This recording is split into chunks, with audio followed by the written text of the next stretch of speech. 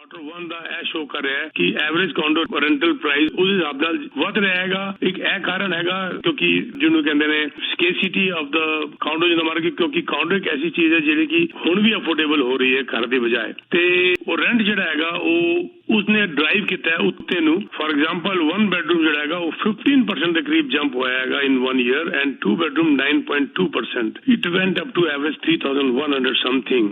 ਮੈਂ ਕਹਾਂਗਾ ਕਿ ਇਹ ਜਿਹੜਾ ਰੈਂਟ ਇਨਕਰੀਜ਼ ਹੋਏਗਾ, ਦੇਖੋ ਇਨਫਲੇਸ਼ਨ ਤੁਹਾਡੇ ਸਾਹਮਣੇ ਹੈਗਾ, ਮੋਗਾ ਸਾਹਿਬ ਵੀ ਇਨਫਲੇਸ਼ਨ ਦੇ ਬਾਰੇ ਗੱਲ ਕਰਦੇ ਆ, ਅਸੀਂ ਕਰਦੇ ਰਹਿੰਦੇ ਆ, ਉਸ ਤੋਂ ਕਈ ਗੁਣਾ ਉੱਤੇ ਚਲਾ ਗਿਆ ਰੈਂਟ ਇਨਕਰੀਜ਼। ਇਨਫਲੇਸ਼ਨ ਅਗਰ 4.3 ਹੈਗਾ ਔਰ ਰੈਂਟ ਇਨਕਰੀਜ਼ 15% ਹੈ ਤੇ ਇੱਕ ਆਮ ਆਦਮੀ ਵਾਸਤੇ ਬੜਾ ਔਖਾ ਹੋ ਗਿਆ ਹੈਗਾ ਰੈਂਟ ਤੇ ਲੈਣਾ। ਖਰੀਦਣਾ ਤੇ ਪਹਿਲੇ ਹੀ ਬੜਾ ਖਰਾਬ ਹੋ ਚੁੱਕਿਆ ਸੀਗਾ। ਔਰ ਸੀਐਮਐਸਈ ਇਹ ਰਿਪੋਰਟ ਕੋ ਡਰਾਉਣੀ ਹੋਰ ਦੇ ਰਿਹਾ ਨਾਲ, ਉਹ ਇਹ ਕਹਿ ਰਿਹਾ ਕਿ ਹੋਮ ਪ੍ਰਾਈਸਿਸ 2023 ਦੇ ਮਿਡ ਤੱਕ ਤੇ ਸਟੇਬਲਾਈਜ਼ ਹੋ ਸਕਦੇ ਨੇ, ਲੇਕਿਨ ਉਹਦੇ ਬਾਅਦ ਕੰਟੀਨਿਊ ਇਹਦਾ ਇਨਕਰੀਜ਼ ਹੋਏਗਾ ਪ੍ਰਾਈਸ ਟਿਲ 2025 ਤੱਕ ਕੋਈ ਨਹੀਂ ਰੋਕ ਸਕਦਾ। ਯਾਨੀ ਕਿ ਅਗਲੇ 1.5 ਸਾਲ ਤੱਕ ਪ੍ਰਾਈਸ ਜੰਪ ਹੈ, ਉਹਦੇ ਬਾਅਦ ਦੀ ਕਹਾਣੀ ਬਾਅਦ ਹੀ ਦੇਖੀ ਜਾਏਗੀ। ਔਰ ਉਹਦਾ ਸਭ ਤੋਂ ਵੱਡਾ ਰੀਜ਼ਨ ਅਗਲੇ ਇਹ ਦੇ ਰਹੇ ਨੇ ਕਿ ਬਈ ਇਮੀਗ੍ਰੇਸ਼ਨ ਜਿਹੜਾ ਰਿਕਾਰਡ ਇਮੀਗ੍ਰੇਸ਼ਨ ਸ਼ੁਰੂ ਹੋ ਚੁੱਕਿਆ ਹੈ ਇਸ ਵਕਤ ਇੱਥੇ, ਔਰ ਉਤੋਂ ਜਿਹੜੇ ਘਰ ਮਹਿੰਗੇ ਉਹਦੀ ਵਜ੍ਹਾ ਨਾਲ ਲੋਕ ਲੈ ਨਹੀਂ ਪਾ ਰਹੇ ਤੇ ਔਰ ਰੈਂਟ ਵੱਧਦਾ ਜਾ ਰਿਹਾ। ਰੈਂਟ ਵਾਸਤੇ ਇਨਵੈਸਟਰ ਵਿਚਕਾਰ ਜੰਪ ਕਰ ਰਿਹਾ ਅਕਾਊਂਟ ਦੇ ਅੰਦਰ। These are few of the reasons and this is just I want to share.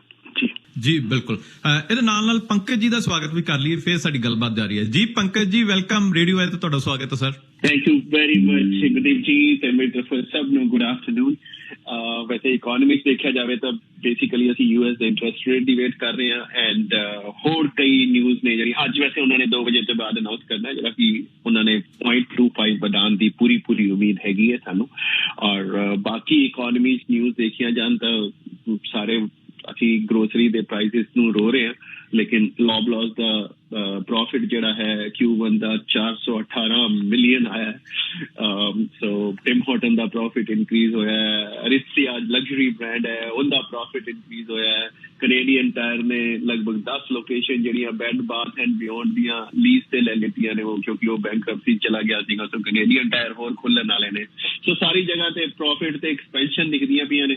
ਔਰ ਅਸੀਂ ਇਹ ਸੋਚ ਰਹੇ ਹਾਂ ਕਿ ਅਸੀਂ ਸੌਫਟ ਲੈਂਡਿੰਗ ਚੱਲੇ ਹਾਂ, GDP ਥੱਲੇ ਜਾਏਗੀ, ਇਨਫਲੇਸ਼ਨ ਘਟੇਗੀ। ਇਹ ਸਾਰੀਆਂ ਉਮੀਦਾਂ ਨੇ ਸਾਨੂੰ ਇੰਟਰਸਟ ਰੇਟ ਨਾਲ, ਤੇ ਦੂਜੇ ਪਾਸੇ ਇਹ ਸਾਰੀਆਂ ਚੀਜ਼ਾਂ ਹੁੰਦੀਆਂ ਪਈਆਂ ਨੇ ਜਿਹੜੀਆਂ ਕਿ ਪ੍ਰੋਫਿਟ ਵੱਧਦੇ ਪਏ ਨੇ, ਲੋਕ ਪੈਸਾ ਖਰਚ ਰਹੇ ਨੇ, ਲਗਜ਼ਰੀ ਬ੍ਰਾਂਡ ਤੇ ਵੀ ਖਰਚ ਰਹੇ ਨੇ ਤੇ ਟਿਮ ਹਾਰਟਨ ਤੇ ਵੀ ਖਰਚ ਰਹੇ ਨੇ।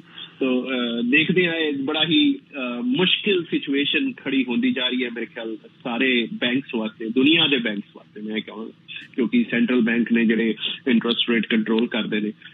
ਇਹ ਹਰੇਕ ਵਾਸਤੇ ਇੱਕ ਬਹੁਤ ਮੁਸ਼ਕਿਲ ਟਾਈਮ ਹੈ, ਕਿਉਂਕਿ ਜਿਹੜੀ ਚੀਜ਼ ਉਹ ਚਾਹ ਰਹੇ ਨੇ ਹੋ ਨਹੀਂ ਪਾ ਰਹੀ ਔਰ ਇੰਟਰਸਟ ਰੇਟ ਉਹਨਾਂ ਨੂੰ ਹੋਰ ਵਧਾਉਣਾ ਪੈ ਰਿਹਾ। ਹਾਲੇ ਤੱਕ ਸਾਨੂੰ ਉਮੀਦ ਨਹੀਂ ਹੈਗੀ ਕਿ ਕੈਨੇਡਾ 'ਚ ਹੋਰ ਵਧੇਗਾ, ਇਹ ਜੀ ਕੋਈ ਸਿਚੁਏਸ਼ਨ ਨਹੀਂ ਹੈ, ਕਿਉਂਕਿ ਇਨਫਲੇਸ਼ਨ ਥੱਲੇ ਆ ਰਹੀ ਹੈ।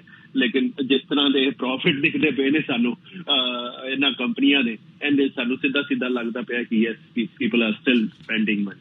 ਸੋ ਉਹਨੂੰ ਰੋਕਣਾ ਬਹੁਤ ਜ਼ਰੂਰੀ ਹੈ। ਜੀ ਗੁਰਦੀਪ ਜੀ ਬਿਲਕੁਲ। ਪੀਕੇ ਜੀ ਮੇਰਾ ਸਭ ਤੋਂ ਪਹਿਲਾ ਸਵਾਲ ਤੇ ਤੁਹਾਨੂੰ ਹੈ, ਲੇਕਿਨ ਇੱਕ ਕਾਲਰ ਵੀ ਨੇ, ਜੇ ਤੁਸੀਂ ਇਜਾਜ਼ਤ ਦਿਓ ਤੇ ਕਾਲ ਸਰ ਲੈ ਲਈਏ। ਜੀ ਸਰ। ਜੀ ਵੈਲਕਮ ਜੀ, ਰੇਡੀਓ ਤੇ ਸਵਾਗਤ ਹੈ ਸਰ। ਕੌਣ ਸਾਹਿਬ ਹੋ ਰਹੇ? ਸਤਿ ਸ਼੍ਰੀ ਅਕਾਲ ਜੀ ਗੁਰਦੇਵ ਜੀ, ਸਤਿ ਸ਼੍ਰੀ ਅਕਾਲ ਜੀ। ਮਨਸੂਰ ਚੀਮਾ ਸਾਹਿਬ ਵੈਲਕਮ, ਕੀ ਕਹਿਣਾ ਚਾਹੋਗੇ? ਕੀ ਹਾਲ ਚਾਲ ਜੀ? ਪੰਖਾ ਜੀ ਤੁਹਾਡੇ ਨਾਲ ਕੁਐਸਚਨ ਸਵਾਲ ਕੀਤਾ ਸੀ ਅੱਜ ਤੋਂ 3 ਮਹੀਨੇ ਪਹਿਲਾਂ ਆਪਣਾ ਡੀਜ਼ਲ ਦੀ ਪ੍ਰਾਈਸ ਤੇ, ਕਿ ਇਹ ਆਪਣਾ ਪ੍ਰਾਈਸ ਬਹੁਤ ਉੱਤੇ ਜਾ ਰਹੀ ਹੈ, ਫਿਊਲ ਨਾਲੋਂ ਜ਼ਿਆਦਾ ਹੁੰਦੀ ਹੈ, ਕਿ ਹਮੇਸ਼ਾ ਫਿਊਲ ਤੋਂ ਥੱਲੇ ਰਹੀ ਹੈ।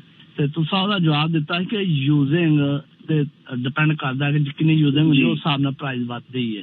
ਤੇ ਮੈਂ ਤੁਹਾਨੂੰ ਕਿਹਾ ਸੀ ਯੂਜ਼ਿੰਗ ਜ਼ਿਆਦਾ ਫਿਊਲ ਦੀ ਹੁੰਦੀ ਹੈ ਡੀਜ਼ਲ ਨਾਲੋਂ, ਤੇ ਤੁਸੀਂ ਗੱਲ ਨੂੰ ਮੰਨਣ ਨੂੰ ਤਿਆਰ ਨਹੀਂ। ਸੋ ਅੱਜ ਡੀਜ਼ਲ ਦੀ ਪ੍ਰਾਈਸ 5 ਤੋਂ 6 ਸੈਂਟ 7 ਸੈਂਟ ਘੱਟ ਫਿਊਲ ਨਾਲੋਂ ਡੀਜ਼ਲ ਥੱਲੇ ਆ ਗਏ, ਕਿ ਯੂਜ਼ਿੰਗ ਘੱਟ ਗਈ ਹੈ ਜਾਂ ਕੀ ਮਸਲਾ ਹੋਇਆ? ਸਰ ਇਸ ਵੇਲੇ ਮੇਰੇ ਖਿਆਲ ਜਿੰਨੇ ਵੀ ਤੁਸੀਂ ਵੀ ਉਸ ਇੰਡਸਟਰੀ 'ਚ ਦੇਖ ਹੀ ਰਹੇ ਹੋ, ਇਸ ਵੇਲੇ ਟਰੱਕਿੰਗ ਇੰਡਸਟਰੀ ਨੂੰ, ਟਰਾਂਸਪੋਰਟੇਸ਼ਨ ਇੰਡਸਟਰੀ ਨੂੰ ਫਰਕ ਆਉਣਾ ਸ਼ੁਰੂ ਹੋ ਗਿਆ ਸਰ ਮੇਜਰਲੀ ਜਿਹੜਾ ਹੈ। ਔਰ ਅਗਰ ਪ੍ਰੋਡਕਸ਼ਨ ਪਿੱਛੋਂ ਜ਼ਿਆਦਾ ਹੋਈ ਹੈ ਔਰ ਯੂਜ਼ ਘੱਟ ਹੋ ਰਿਹਾ ਹੈ, तो उस चीज ਯੂਜ਼ ਘੱਟ ਨਹੀਂ ਹੋ ਰਿਹਾ, ਟਰੱਕ ਵਧੇ ਹੀ ਨੇ ਪੰਖਾ ਜੀ, ਟਰੱਕ ਵਧੇ ਹੀ ਨੇ, ਯੂਜ਼ ਘੱਟ ਹੋ ਰਿਹਾ, ਯੂਜ਼ ਜ਼ਿਆਦਾ ਹੀ ਹੋ ਰਿਹਾ। ਪ੍ਰੋਡਕਸ਼ਨ ਵੀ ਜ਼ਿਆਦਾ ਹੁੰਦੀ ਹੈ ਨਾ ਸਰ, ਪ੍ਰੋਡਕਸ਼ਨ ਦੇ ਉੱਤੇ ਵੀ ਡਿਪੈਂਡ ਕਰਦਾ ਹੈ ਨਾ। ਪ੍ਰੋਡਕਸ਼ਨ ਜਦੋਂ ਮਰਜ਼ੀ ਡੀਜ਼ਲ ਦੀ ਵਧਾ ਦੇਣ ਤੇ ਫਿਊਲ ਦੀ ਘਟਾ ਦੇਣ, ਜਦੋਂ ਮਰਜ਼ੀ ਫਿਊਲ ਦੀ ਵਧਾ ਦੇਣ ਤੇ ਡੀਜ਼ਲ ਦੀ ਨਹੀਂ ਹੁੰਦਾ ਸਰ। ਜੋ ਮੈਂ ਸਟੱਡੀ ਕਰ ਰਿਹਾ, I am not technical here, ਪਰ ਇਹ ਵਧਾ ਦੇਣ ਜਾਂ ਘਟਾ ਦੇਣ ਵਾਲੀ ਗੱਲ ਨਹੀਂ ਆਉਂਦੀ, ਉਹਨਾਂ ਦੇ ਹਾਲਾਤ ਤੇ ਡਿਪੈਂਡ ਕਰਦਾ ਹੈ ਕਿ ਵਧ ਗਈ ਜਾਂ ਨਹੀਂ ਵਧ ਗਈ, ਲੇਬਰ ਦੀ ਗੱਲਾਂ, ਹੋਰ ਕਈ ਗੱਲਾਂ, ਔਰ ਅੱਗੇ ਐਕਸਪੋਰਟ ਇੰਪੋਰਟ ਦੀ ਗੱਲਾਂ। ਉਹ ਜਿਹੜਾ ਮੈਂ ਛੋਟਾ ਬਹੁਤ ਪੜਦਾ ਰਹਿਣਾ ਉਹਦੇ ਨਾਲ ਮੈਂ ਸਮਝਿਆ ਇਹਨਾਂ ਦੇ ਕੋਸ਼ਿਸ਼ ਇਹ ਰਹਿੰਦੀ ਹੈ ਕਿ ਵੀ ਕਰੀਏ ਲੇਕਿਨ ਕਈ ਵਾਰ ਹਾਲਾਤ ਨਹੀਂ ਕਰਨ ਦਿੰਦੇ ਇਹਨਾਂ ਨੂੰ। ਬਾਕੀ ਮੋਗਾ ਸਭ ਜ਼ਿਆਦਾ ਜਾਣਦੇ ਇਹ ਤਾਂ ਮੰਨ ਕੇ ਸਹੀ ਕਹਿ ਰਹੇ ਹੋ ਪੀਕੇ ਜੀ, ਤੁਸੀਂ 100% ਸਹੀ ਹੋ। ਹੁੰਦਾ ਕੀ ਹੈ ਸਰ, ਰਿਫਾਈਨਰੀਜ਼ ਨੇ ਡੀਜ਼ਲ ਅਲੱਗ ਤਰ੍ਹਾਂ ਤੋਂ ਰਿਫਾਈਨ ਹੁੰਦਾ ਹੈ, ਗੈਸ ਅਲੱਗ ਤਰ੍ਹਾਂ ਤੋਂ ਰਿਫਾਈਨ ਹੁੰਦੀ ਹੈ, ਪਲੇਨ ਦਾ ਜਿਹੜਾ ਉਹਨੂੰ ਅਸੀਂ ਆਇਲ ਜਿਹੜਾ ਕਹਿੰਦੇ ਆ ਉਹ ਅਲੱਗ ਤਰ੍ਹਾਂ ਤੋਂ ਰਿਫਾਈਨ ਹੁੰਦੇ ਨੇ। ਸੋ ਇਹ ਰਿਫਾਈਨਰੀ ਤੇ ਡਿਪੈਂਡ ਕਰਦਾ ਹੈ, ਪ੍ਰੋਡਕਸ਼ਨ ਤੇ ਡਿਪੈਂਡ ਕਰਦਾ ਹੈ, ਡਿਮਾਂਡ ਤੇ ਡਿਪੈਂਡ। ਸੋ ਰੇਟ ਉਸੇ ਤਰ੍ਹਾਂ ਹੈ। ਇਹ ਨਹੀਂ ਹੋ ਸਕਦਾ ਕਿ ਡੀਜ਼ਲ ਹਮੇਸ਼ਾ ਥੱਲੇ ਰਵੇ, ਪਹਿਲਾਂ ਜਿਵੇਂ ਰਹਿੰਦਾ ਹੁੰਦਾ ਸੀਗਾ ਕਿ ਉਹ ਥੱਲੇ। ਮੇਰੇ ਖਿਆਲ ਹੁਣ ਬਿਲਕੁਲ ਹੀ ਉਲਟਾ ਹੋ ਚੁੱਕਿਆ ਹੈ, ਕਿਉਂਕਿ ਇੰਡਸਟਰੀਜ਼ ਜਿਹੜੀਆਂ ਨੇ ਜਿਹੜੇ ਡੀਜ਼ਲ ਯੂਜ਼ ਕਰ ਰਹੀਆਂ ਨੇ, ਕਾਰਾਂ ਜਿਹੜੀਆਂ ਨੇ ਜਾਂ ਇਲੈਕਟ੍ਰਿਕ ਕਾਰਾਂ ਆਉਣੀਆਂ ਸ਼ੁਰੂ ਹੋ ਗਈਆਂ ਜਾਂ ਇਹ ਸਾਰਾ ਕੁਝ ਚੱਲਦਾ ਪਿਆ ਹੈ। ਧੀਰੇ ਧੀਰੇ ਉਹ ਚੀਜ਼ਾਂ ਬੈਲੈਂਸ ਜਿਹੜਾ ਹੈ ਚੇਂਜ ਹੁੰਦਾ ਜਾ ਰਿਹਾ ਹੈ ਸਰ। ਸੋ ਬਟ ਇਹ ਮੰਨ ਕੇ ਚੱਲੋ ਸਰ, ਮੈਂ ਕੋਈ ਇੱਥੇ ਤੁਸੀਂ ਮੈਨੂੰ ਕਿਹਾ ਕਿ ਮੰਨਿਆ ਨਹੀਂ, ਮੈਂ ਕੋਈ ਇੱਥੇ ਕੋਈ ਇਹ ਚੀਜ਼ ਨਹੀਂ ਹੈ ਕਿ ਮੈਂ ਆਪਦੀ ਤਰਫੋਂ ਕੋਈ ਬਣਾ ਕੇ ਚੀਜ਼ ਕਹਿ ਰਿਹਾ ਔਰ ਤੁਸੀਂ ਮੈਨੂੰ ਗਲਤ ਸਾਬਿਤ ਕਰਨਾ ਚਾਹ ਰਹੇ ਹੋ। ਇਹ ਪ੍ਰੋਡਕਸ਼ਨ ਡਿਮਾਂਡ ਔਰ ਸਪਲਾਈ ਤੇ ਡਿਪੈਂਡ ਕਰਦਾ। ਮੈਨੂੰ ਨਹੀਂ ਸਮਝ ਆਉਂਦਾ। ਸੌਰੀ, ਇਹ ਗੱਲ ਨਾ ਮਾਈਂਡ ਕਰਿਆ ਜੇ, ਇਹ ਗੱਲ ਨਾ ਮਾਈਂਡ ਕਰਿਆ। ਸੌਰੀ ਨਹੀਂ, ਮਾਈਂਡ ਨਹੀਂ ਕਰ ਰਿਹਾ ਮੈਂ ਤਾਂ ਸਿਰਫ ਇਹ ਕਹਿ ਰਿਹਾ ਤਜਰਬਾ ਦਾ। Sorry very sorry. ਤੂੰ ਹਾਂ ਆਪਣਾ ਨਹੀਂ, ਇਹ ਤਾਂ ਚੀਜ਼ਾਂ ਪੜ੍ਹਨ, ਇਹ ਤਾਂ ਅਕਸਰ ਹਰ ਕੋਈ ਓਪਨ ਬੁੱਕ ਹੈ। ਅਗਰ ਅਸੀਂ ਪੜ੍ਹਨਾ ਸ਼ੁਰੂ ਕਰ ਦਈਏ ਇਹਨਾਂ ਚੀਜ਼ਾਂ ਨੂੰ ਤਾਂ ਸਾਨੂੰ ਇਹ ਪਤਾ ਚੱਲ ਜਾਏਗਾ ਕਿ ਡਿਮਾਂਡ ਔਰ ਸਪਲਾਈ ਦਾ ਹੀ ਇਫੈਕਟ ਹੈ, ਉਹ ਇਕੋਨਮੀ 'ਚ ਹੋਰ ਕੁਝ ਨਹੀਂ ਹੁੰਦਾ ਜੀ। ਮੇਰੇ ਨਜ਼ਦੀਕ ਤੇ ਗੇਮ ਹੀ ਇਹਨਾਂ ਦੀ ਪੈਸਾ ਬਣਾਉਣ ਦੀ ਆਪਣਾ ਯੂਐਸ ਹੈ। ਜਦੋਂ ਮਰਜ਼ੀ ਸਾਰਾ ਕੰਟਰੋਲ ਇਹਦੇ ਹੱਥ 'ਚ ਹੀ ਹੈ। ਘਾਟਾ ਯੂਐਸ ਦਾ ਤਾਂ ਕੋਈ ਮਤਲਬ ਹੀ ਨਹੀਂ ਹੈ ਨਾ ਸਮਝਦੇ 'ਚ। ਕਰੂਡ ਆਇਲ ਹੈ, ਜਿਹੜਾ ਕਰੂਡ ਆਇਲ ਹੈ ਉਹਦਾ ਰੇਟ ਹੈ। ਕਰੂਡ ਤੋਂ ਬਾਅਦ ਉਹਦੇ 'ਚੋਂ ਡੀਜ਼ਲ ਰਿਫਾਈਨ ਹੋਣਾ ਹੈ, ਉਹਦੇ 'ਚੋਂ ਗੈਸ ਰਿਫਾਈਨ ਹੋਣੀ ਹੈ, ਬਾਕੀ ਜਿੰਨੇ ਤਰ੍ਹਾਂ ਦੇ ਵੀ ਫਿਊਲ ਬਣਦੇ ਨੇ ਉਹ ਕਰੂਡ ਆਇਲ ਤੋਂ ਰਿਫਾਈਨ ਹੋਣੇ। ਕਰੂਡ ਦਾ ਜੋ ਰੇਟ ਹੈ ਉਹੀ ਚੱਲਦਾ ਪਿਆ। ਸੋ ਰਿਫਾਈਨਰੀਜ਼ ਨੇ ਜਿਹੜਾ ਰਿਫਾਈਨ ਕਰਨਾ ਸਰ, ਜਦੋਂ ਰਿਫਾਈਨ ਕਰਕੇ ਗੈਸ ਸਟੇਸ਼ਨ ਤੱਕ ਇਹ ਗੈਸ ਜਿਹੜੀ ਪਹੁੰਚਦੀ ਹੈ ਨਾ ਸਰ, ਇਹਦੇ 'ਚ ਕਰੂਡ ਆਇਲ ਮੇਰੇ ਖਿਆਲ ਸਿਰਫ 20 ਤੋਂ 25% ਇਫੈਕਟ ਰੱਖਦਾ ਹੈ। ਬਾਕੀ ਇਹਦੇ 'ਚ ਕੀ ਹੁੰਦਾ ਜੀ, ਕਰੂਡ ਆਇਲ ਦਾ ਰੇਟ ਹੋ ਗਿਆ ਇਹਦੇ 'ਚ ਜਿਹੜਾ ਮੰਨ ਲਓ ਆਪਾਂ $1.5 ਗੈਸ ਦਾ ਪੇ ਕਰ ਦਿੱਤਾ, ਉਹ $1.5 'ਚ 25% ਤੁਸੀਂ ਇਹ ਮੰਨ ਕੇ ਚੱਲੋ ਕਿ ਕਰੂਡ ਆਇਲ ਹੈ, 25% ਉਹਦੇ 'ਚ ਰਿਫਾਈਨਰੀ ਹੈ ਜਾਂ 25 ਤੋਂ 30% ਉਹਦੀ ਕਾਸਟ ਹੈ ਰਿਫਾਈਨ ਕਰਨ ਦੀ। ਉਸ ਤੋਂ ਬਾਅਦ ਉਹਦੇ 'ਚ ਟਰਾਂਸਪੋਰਟੇਸ਼ਨ ਦੀ ਕਾਸਟ ਹੈ, ਉਹ ਪਹੁੰਚਾਇਆ ਜਾਂਦਾ ਹੈ ਗੈਸ ਸਟੇਸ਼ਨ ਤੱਕ, ਉਹਦੀ ਸਟੋਰੇਜ ਦੀ ਕਾਸਟ ਹੈਗੀ ਹੈ। ਉਸ ਤੋਂ ਬਾਅਦ ਗੈਸ ਸਟੇਸ਼ਨ ਦੇ ਬਾਅਦ ਵਾਲਿਆਂ ਦਾ ਮਾਰਜਨ ਵੀ ਹੈਗਾ ਤੇ ਉਹਦੇ 'ਚ ਸਾਰੇ ਟੈਕਸਿਸ ਵੀ ਹੈਗੇ ਨੇ, HST ਲਾ ਲਓ ਜਾਂ ਜੋ ਫਿਊਲ ਟੈਕਸ ਹੈ ਜੋ ਵੀ ਹੈ। ਸੋ ਸਾਰੀਆਂ ਚੀਜ਼ਾਂ ਮਿਲਾ ਕੇ ਇਹ ਰੇਟ ਬਣਦਾ। ਸੋ ਕਰੂਡ ਆਇਲ ਤਾਂ 25% ਤੋਂ ਵੀ ਸ਼ਾਇਦ ਘੱਟ ਰਹਿੰਦਾ ਹੋਵੇ ਉਹਦਾ ਇਫੈਕਟ। ਇਸ ਵਾਸਤੇ ਇਹਦੇ 'ਚ ਬਹੁਤ ਸਾਰੀਆਂ ਕਾਸਟ ਇਨਵੋਲਵ ਨੇ, ਇੱਕ ਕਾਸਟ ਨਾਲ ਫਰਕ ਨਹੀਂ ਪੈਂਦਾ। ਸੋ ਪ੍ਰੋਡਕਸ਼ਨ ਐਂਡ ਡਿਮਾਂਡ ਹੈ ਜੀ। ਸੋ ਕਰੂਡ ਤਾਂ ਸਿਰਫ ਯੂਐਸ, ਅਗਰ ਤੁਸੀਂ ਇਹ ਸੋਚਦੇ ਹੋ ਵੀ ਯੂਐਸ ਉਹ ਕਰੂਡ ਰਿਲੀਜ਼ ਕਰ ਦੇਗਾ ਜਾਂ ਕਰ ਦੇਗਾ ਆਪਦਾ ਕਰ ਦੇਗਾ ਜਾਂ ਸਾਊਦੀ ਅਰੇਬੀਆ, ਉਹ ਸਿਰਫ ਕਰੂਡ ਤਾਂ ਇੱਕ ਬਹੁਤ ਹੀ ਛੋਟਾ ਪਾਰਟ ਹੈ ਜੀ। ਪੀਕੇ ਜੀ, ਮੇਰਾ ਤੁਹਾਨੂੰ ਸਵਾਲ ਹੈ, ਤੁਸੀਂ ਹੁਣੇ ਕਾਉਂਡੋ ਮਾਰਕੀਟ ਜਿਹੜੀ ਹੈ ਉਹਦੇ ਬਾਰੇ ਅਪਡੇਟ ਦਿੱਤੀ ਹੈ, ਲੇਕਿਨ ਜੇ ਲੋ ਰਾਈਜ਼ ਦੀ ਗੱਲ ਕਰੀਏ ਤੇ ਹੱਲੇ ਵੀ ਈਵਨ ਬਹੁਤ ਦੂਰ ਜੇ ਦੇਖਿਆ ਜਾਏ ਬਾਰਿਸ਼ ਦੇ ਵਿੱਚ ਲੋਕ ਲਾਈਨਾਂ ਲਗਾ ਕੇ ਖੜੇ ਨੇ। ਸਰ ਉਹਦੇ ਜੀ ਬੜੀ ਬਹੁਤ ਜ਼ਿਆਦਾ ਇਹ ਗੱਲ ਇੱਕ ਟੈਨਸ਼ਨ ਵਾਲੀ ਬਣ ਰਹੀ ਹੈਗੀ। ਮਤਲਬ ਕਿ परसों राती साढ़े ऑफर तो एक एजेंट ने offer pi, he offered around 75,000 more than the listing price और बहुत बड़े मार्जिन नाल नहीं ले पाया उदो जरा जिन्हें ले ली ਉਹਦਾ ਮਾਰਜਿਨ ਗੈਪ ਬਹੁਤ ਵੱਡਾ ਸੀਗਾ। ਮਤਲਬ ਇਹ ਗੱਲਾਂ ਫਿਰ ਉਹ ਗਲਤ ਹੋਣ ਜਾ ਰਹੀਆਂ ਨੇ। ਮੈਂ ਕਹਿ ਰਿਹਾ ਕਿ ਦਿਸ ਇਜ਼ ਨਾਟ ਕਰੈਕਟ। ਮੈਂ ਹੁਣ ਵੀ ਸਾਡੇ ਲਿਸਨਰ ਨੂੰ ਕਹਾਂਗਾ ਕਿ ਵੀ ਤੁਸੀਂ ਬਿਲਕੁਲ ਇਮੋਸ਼ਨਸ ਦੇ ਅੰਦਰ ਆ ਕੇ, ਭਾਵਨਾ ਦੇ ਅੰਦਰ ਬਹਿ ਕੇ ਔਰ ਕੰਪੀਟੀਸ਼ਨ ਤੇ ਆ ਕੇ ਫਿਰ ਮਾਰਕੀਟ ਖਰਾਬ ਨਾ ਕਰੋ। ਆਪਣੇ ਰੀਅਲਟਰ ਦੀ ਗੱਲ ਸੁਣੋ ਕੀ ਇਹਦਾ ਫੇਅਰ ਪ੍ਰਾਈਸ ਹੈਗਾ। Yes 1% 2% I can understand, but not 7-8% 10% ਤੁਸੀਂ ਉੱਤੇ ਜਾ ਕੇ ਨਹੀਂ ਮੈਂ ਤੇ ਕਰ ਲੈਣਾ ਜੀ, ਮੁੱਛਾਂ ਨੂੰ ਤਾਉ ਦਿੱਤਾ ਮੈਂ ਲੈਣਾ, ਫਿਰ ਉਹ ਮੁੱਛਾਂ ਬਾਅਦ ਹੀ ਥੱਲੇ ਹੋ ਜਾਣਗੀਆਂ, ਬਾਅਦ ਹੀ ਫਿਰ ਪੈਸੇ ਵਾਸਤੇ ਪ੍ਰੋਬਲਮ ਆ ਜਾਏਗੀ, ਫਿਰ ਬੈਂਕ ਅਪਰੇਜ਼ਲ ਦੇ ਅੰਦਰ ਦਿੱਕਤ ਪਾਏਗਾ। ਫਿਰ ਉਹ ਮੇਰੇ ਕੋਲ ਇੰਨੇ ਕੇਸ ਆਉਂਦੇ ਨੇ, ਮੈਂ ਤੁਹਾਨੂੰ ਦੱਸਾਂ ਕਿ ਮੈਂ ਕਈ ਵਾਰ ਮੈਂ ਖੁਦ ਇਮੋਸ਼ਨਲ ਹੋ ਜਾਂਦਾ। ਇੱਕ ਇਹੋ ਜਿਹਾ ਕੇਸ ਮੇਰੇ ਕੋਲ ਆਇਆ ਸਰ ਲਾਸਟ ਵੀਕ ਕਿ ਮੈਂ ਤੁਹਾਨੂੰ ਮਤਲਬ ਕਿ ਦੱਸ ਨਹੀਂ ਸਕਦਾ। ਛੋਟਾ ਜਿਹਾ ਬੱਚਾ 32 ਸਾਲ ਦੀ ਕੁੜੀ ਔਰ 4 ਸਾਲ ਦਾ ਉਹਦਾ ਮੁੰਡਾ,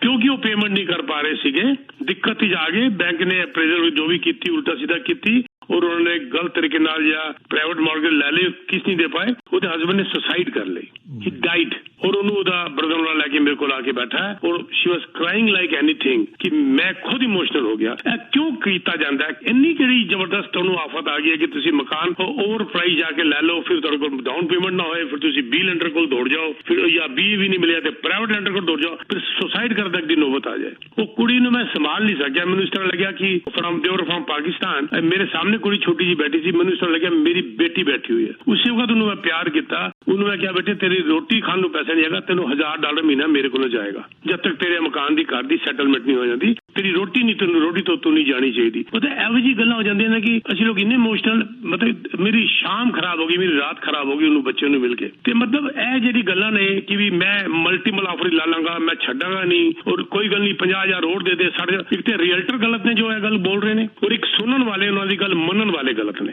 ਇਹੀ ਚੀਜ਼ਾਂ ਇਹ ਪ੍ਰਾਈਸਿਸ ਨੂੰ ਇਤਨਾ ਉੱਤੇ ਵਧਾ ਛੱਡਦੀਆਂ ਨੇ। ਬਾਅਦ ਜੇ ਦੁਖੀ ਹੋਏ ਨਾ, it is very bad for the whole economy, I would say for the whole country. ਇਹ ਕੁਝ ਲੋਕਾਂ ਦੀ ਹਰਕਤਾਂ ਦੀ ਵਜ੍ਹਾ ਨਾਲ। ਜੀ ਬਿਲਕੁਲ ਪੀਕੇ ਜੀ ਇਹਦੇ ਨਾਲ ਮੈਂ ਤੁਹਾਡੇ ਨਾਲ ਇੱਕ ਨਿਊਜ਼ ਸਾਂਝੀ ਕਰ ਦਿੰਦਾ ਤੇ ਫਿਰ ਤੁਹਾਡੇ ਮੈਂ ਇਹਦੇ ਉੱਪਰ ਕਮੈਂਟ ਵੀ ਚਾਹਾਂਗਾ। ਸਰ BC ਦੇ ਵਿੱਚ, ਸਰੀ BC ਦੇ ਵਿੱਚ ਇੱਕ ਜਿਹੜੇ ਟੈਨੈਂਟ ਸੀ ਉਹਨਾਂ ਨੂੰ, ਉਹਨਾਂ ਦੇ ਜਿਹੜੇ ਓਨਰ ਸਨ, ਉਹਨਾਂ ਨੇ ਕਿਹਾ ਕਿ 40% ਜਿਹੜਾ ਰੈਂਟ ਹਾਈਕ ਉਹ ਕਰਨ ਜਾ ਰਹੇ ਨੇ। ਉਹ ਕਹਿੰਦੇ ਅਗਰ ਤੁਸੀਂ ਐਗਰੀ ਹੋ ਤਾਂ ਠੀਕ, ਅਦਰਵਾਈਜ਼ ਉਹ ਕਹਿੰਦੇ ਕਿ ਉਹ ਆਪਣਾ ਜਿਹੜਾ ਯੂਨਿਟ ਆ ਉਸ ਨੂੰ ਸੇਲ ਕਰ ਦੇਣਾ।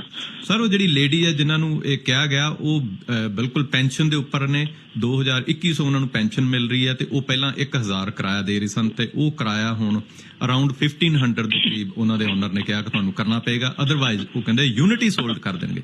ਸਰ ਐਸੋ ਜੀ ਸਿਚੁਏਸ਼ਨ ਜਿਹੜੀ ਹੈ ਉਹ ਸਿਰਫ BC ਚ ਨਹੀਂ, ਇੱਥੇ ਤੁਹਾਨੂੰ ਪਤਾ ਕਿ ਬੇਸਮੈਂਟ ਇੱਥੇ ਵੀ ਹੈ sir, you are very right, ਇੱਥੇ ਵੀ ਹੈ। ਪਰ ਮੈਂ ਗੱਲ ਇੱਥੇ ਜ਼ਰੂਰ ਦੇਖੋ, ਸਹਾਨੁਭੂਤੀ ਟੈਨੈਂਟ ਨਾਲ ਹੈਗੀ, ਲੇਕਿਨ ਮੈਂ ਵੀ ਪੜਿਆ 1000 ਰੈਂਟ ਵੀ ਗਲਤ ਹੈ। ਉਹ ਮਾਰਗੇਜ ਨਹੀਂ ਦੇ ਪਾ ਰਿਹਾ ਲੈਂਡਲॉर्ड ਵੀ, ਉਹ ਰੈਂਟ ਨਹੀਂ ਵਧਾ ਸਕਦਾ। ਆਈ ਕੈਨ ਅੰਡਰਸਟੈਂਡ, ਉਹਨੇ ਗਲਤੀ ਕੀਤੀ ਸੀਗੀ, ਕੁਝ ਸਾਲ ਉਹਨੇ ਰੈਂਟ ਨਹੀਂ ਵਧਾਇਆ ਤੇ ਹੁਣ ਅਚਾਨਕ ਨਹੀਂ ਵਧਾ ਸਕਦਾ ਕਿਉਂਕਿ ਹੁਣ ਤੇ ਉਹ ਐਸ ਪਰ ਬਾਈ ਲਾਅ ਹੀ ਵਧਾਏਗਾ। ਉਹ ਉਹਦੀ ਗਲਤੀ ਉਹਨੂੰ ਭੁਗਤਣੀ ਪੈ ਰਹੀ ਹੈਗੀ। ਲੇਕਿਨ ਇਹਦਾ ਮਤਲਬ ਇਹ ਨਹੀਂ ਹੈਗਾ ਕਿ ਉਹ ਮਾਰਕੀਟ ਤੋਂ ਜ਼ਿਆਦਾ ਲੈ ਲੈ, ਔਰ ਇਹਦਾ ਮਤਲਬ ਇਹ ਵੀ ਨਹੀਂ ਹੈਗਾ ਕਿ ਮਾਰਕੀਟ ਤੋਂ ਘੱਟ ਲੈ ਲੈ। ਔਰ ਉਹ ਟੈਨੈਂਟ ਵੀ ਬੜੇ ਸਹੀ ਨੇ ਕਿ ਉਹ ਵੀ ਕਹਿੰਦੇ ਨੇ ਜੀ ਅਸੀਂ ਝਟਕੇ ਨਾਲ ਤੇ ਇੰਨਾ ਵਧਾਵਾਂਗੇ ਨਹੀਂ, ਅਸੀਂ ਉਹ ਨਹੀਂ ਕਰ ਸਕਦੇ। ਲੇਕਿਨ ਦੂਜੇ ਪਾਸੇ ਲੈਂਡਲॉर्ड ਵੀ ਸਹੀ ਹੈ, ਉਹਦੀ ਮਾਰਗੇਜ ਨਹੀਂ ਪੂਰੀ ਹੋ ਪਾ ਰਹੀ ਤੇ he has no choice but to sell. ਮੇਰੇ ਕੋਲ ਵੀ ਰੋਜ਼ ਇਹੋ ਜਿਹੇ ਕੇਸ ਆਉਂਦੇ ਨੇ ਜਿਹਦੇ ਅੰਦਰ ਤੁਹਾਨੂੰ ਲਾਅ ਹੈ ਕਹਿੰਦਾ ਹੈ, ਲੈਂਡਲॉर्ड ਟੈਨੈਂਟ ਬੋਰਡ ਹੈ ਕਹਿੰਦਾ ਹੈਗਾ ਕਿ ਯੈਸ ਵਿਦ ਫਾਰਮ ਐਂਡ 12 ਜਾਂ ਤੁਸੀਂ ਮੂਵ ਕਰੋ ਜਾਂ ਤੁਸੀਂ ਸੈਲ ਕਰੋ, then only you can do it, otherwise ਤੁਸੀਂ ਟੈਨੈਂਟ ਨੂੰ ਕੱਢ ਨਹੀਂ ਸਕਦੇ। ਜਦੋਂ ਉਹਦੀ ਮਾਰਗੇਜ ਹੀ ਨਹੀਂ ਪੂਰੀ ਹੋ ਰਹੀ ਤੇ ਉਹ ਕੀ ਕਰੇਗਾ? ਪਰ ਓਵਰ ਮਾਰਕੀਟ ਤੋਂ ਜ਼ਿਆਦਾ ਲੈਣਾ ਫਿਰ ਉਹ ਲੈਂਡਲॉर्ड ਗਲਤ ਹੋ ਜਾਂਦਾ ਹੈਗਾ। ਆਈ ਥਿੰਕ ਤਾਂ ਹੀ ਇਹਨਾਂ ਨੇ ਲਾਅ ਕੱਢਿਆ ਕਿ 2018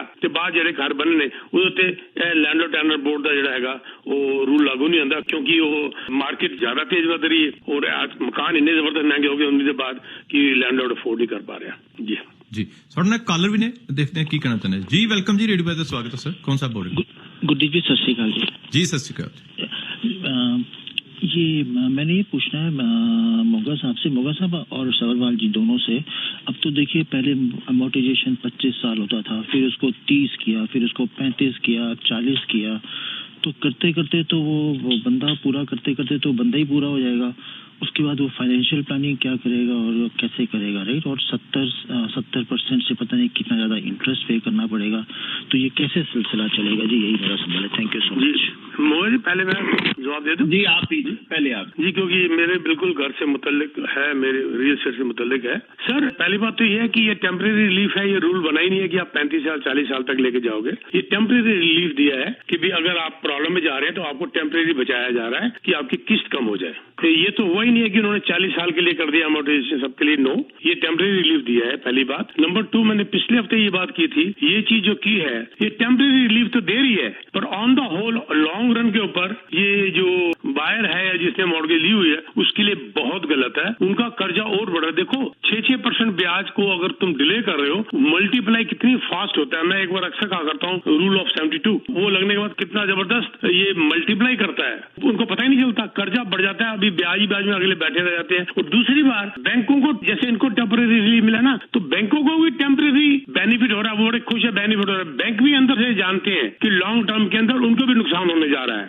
बड़ी जल्दी डेलिक्वेंसीज आएंगी, बड़ी जल्दी बैंक्रप्सियां होंगी, फिर उनका पैसा डूबेगा। ये देख लेना, ये रिपोर्ट भी आ चुकी है, आप उसको पढ़िए, आपने पढ़ा ही होगा क्योंकि आपका क्वेश्चन इतना इंटेलिजेंट है कि बिल्कुल आपने ये रिपोर्ट जरूर पढ़ी होगी। तो ये अल्टीमेटली आगे दोनों को ही नुकसान है बाद में, ये होने ज्यादा ठीक नहीं है। और ये किसकी गलती से? अपनी औकात, मैं वर्ड औकात कई बार इसलिए यूज करता हूँ कि लोगों को मेरे से गुस्सा आए, मेरी बात सुनकर गुस्सा आए, लोग अपनी औकात भूल के उससे ज्यादा महंगा ले लेते हैं, बाद में फिर इधर उधर भागते हैं और एक्सक्यूज जो है इधर बहाना उधर बहाना, गवर्नमेंट ने ये कर दिया, फलाने ने ये कर दिया। असली बात को भूल जाते हैं कि जब मैं 8 लाख का ले सकता था और मुझे 8 लाख का मिलता था तो मैंने 1.1 मिलियन का इसलिए ले लिया क्योंकि मेरी बीवी को पीछे सेंटर आइलैंड चाहिए था, उसको 4 बेडरूम चाहिए थे, उसको पीछे लॉन चाहिए था। ये नहीं पता कि इस लॉन के अंदर दफनाने का भी तैयारी करनी पड़ेगी। ये बहुत ही जिसे कहते हैं एक नलायकियों वाली बात है। मैं अक्सर बोला करता करता हूँ, पिछले सेमिनार में भी लोगों को ये बात पसंद आई थी, उम्र भर गालिब यही भूल करता रहा, धूल चेहरे पे थी और आईना साफ करता रहा।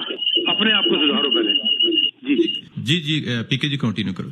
जी बस मैं इनकी बात का ये जवाब देना था, ये जो कुछ हो रहा है ये गलत हो रहा है, लंबी अमोर्टाइजेशन शॉर्ट टाइम है और ये दोनों के लिए नुकसानदायक है। जी पंकज जी ਤੁਸੀਂ ਕੁਝ ਕਹਿਣਾ ਚਾਹੋਗੇ? नहीं वैसे तो पीके जी ने एक्सप्लेन कर दिता, उन्होंने क्या सीगा भी फाइनेंशियल प्लानिंग किवें होएगी।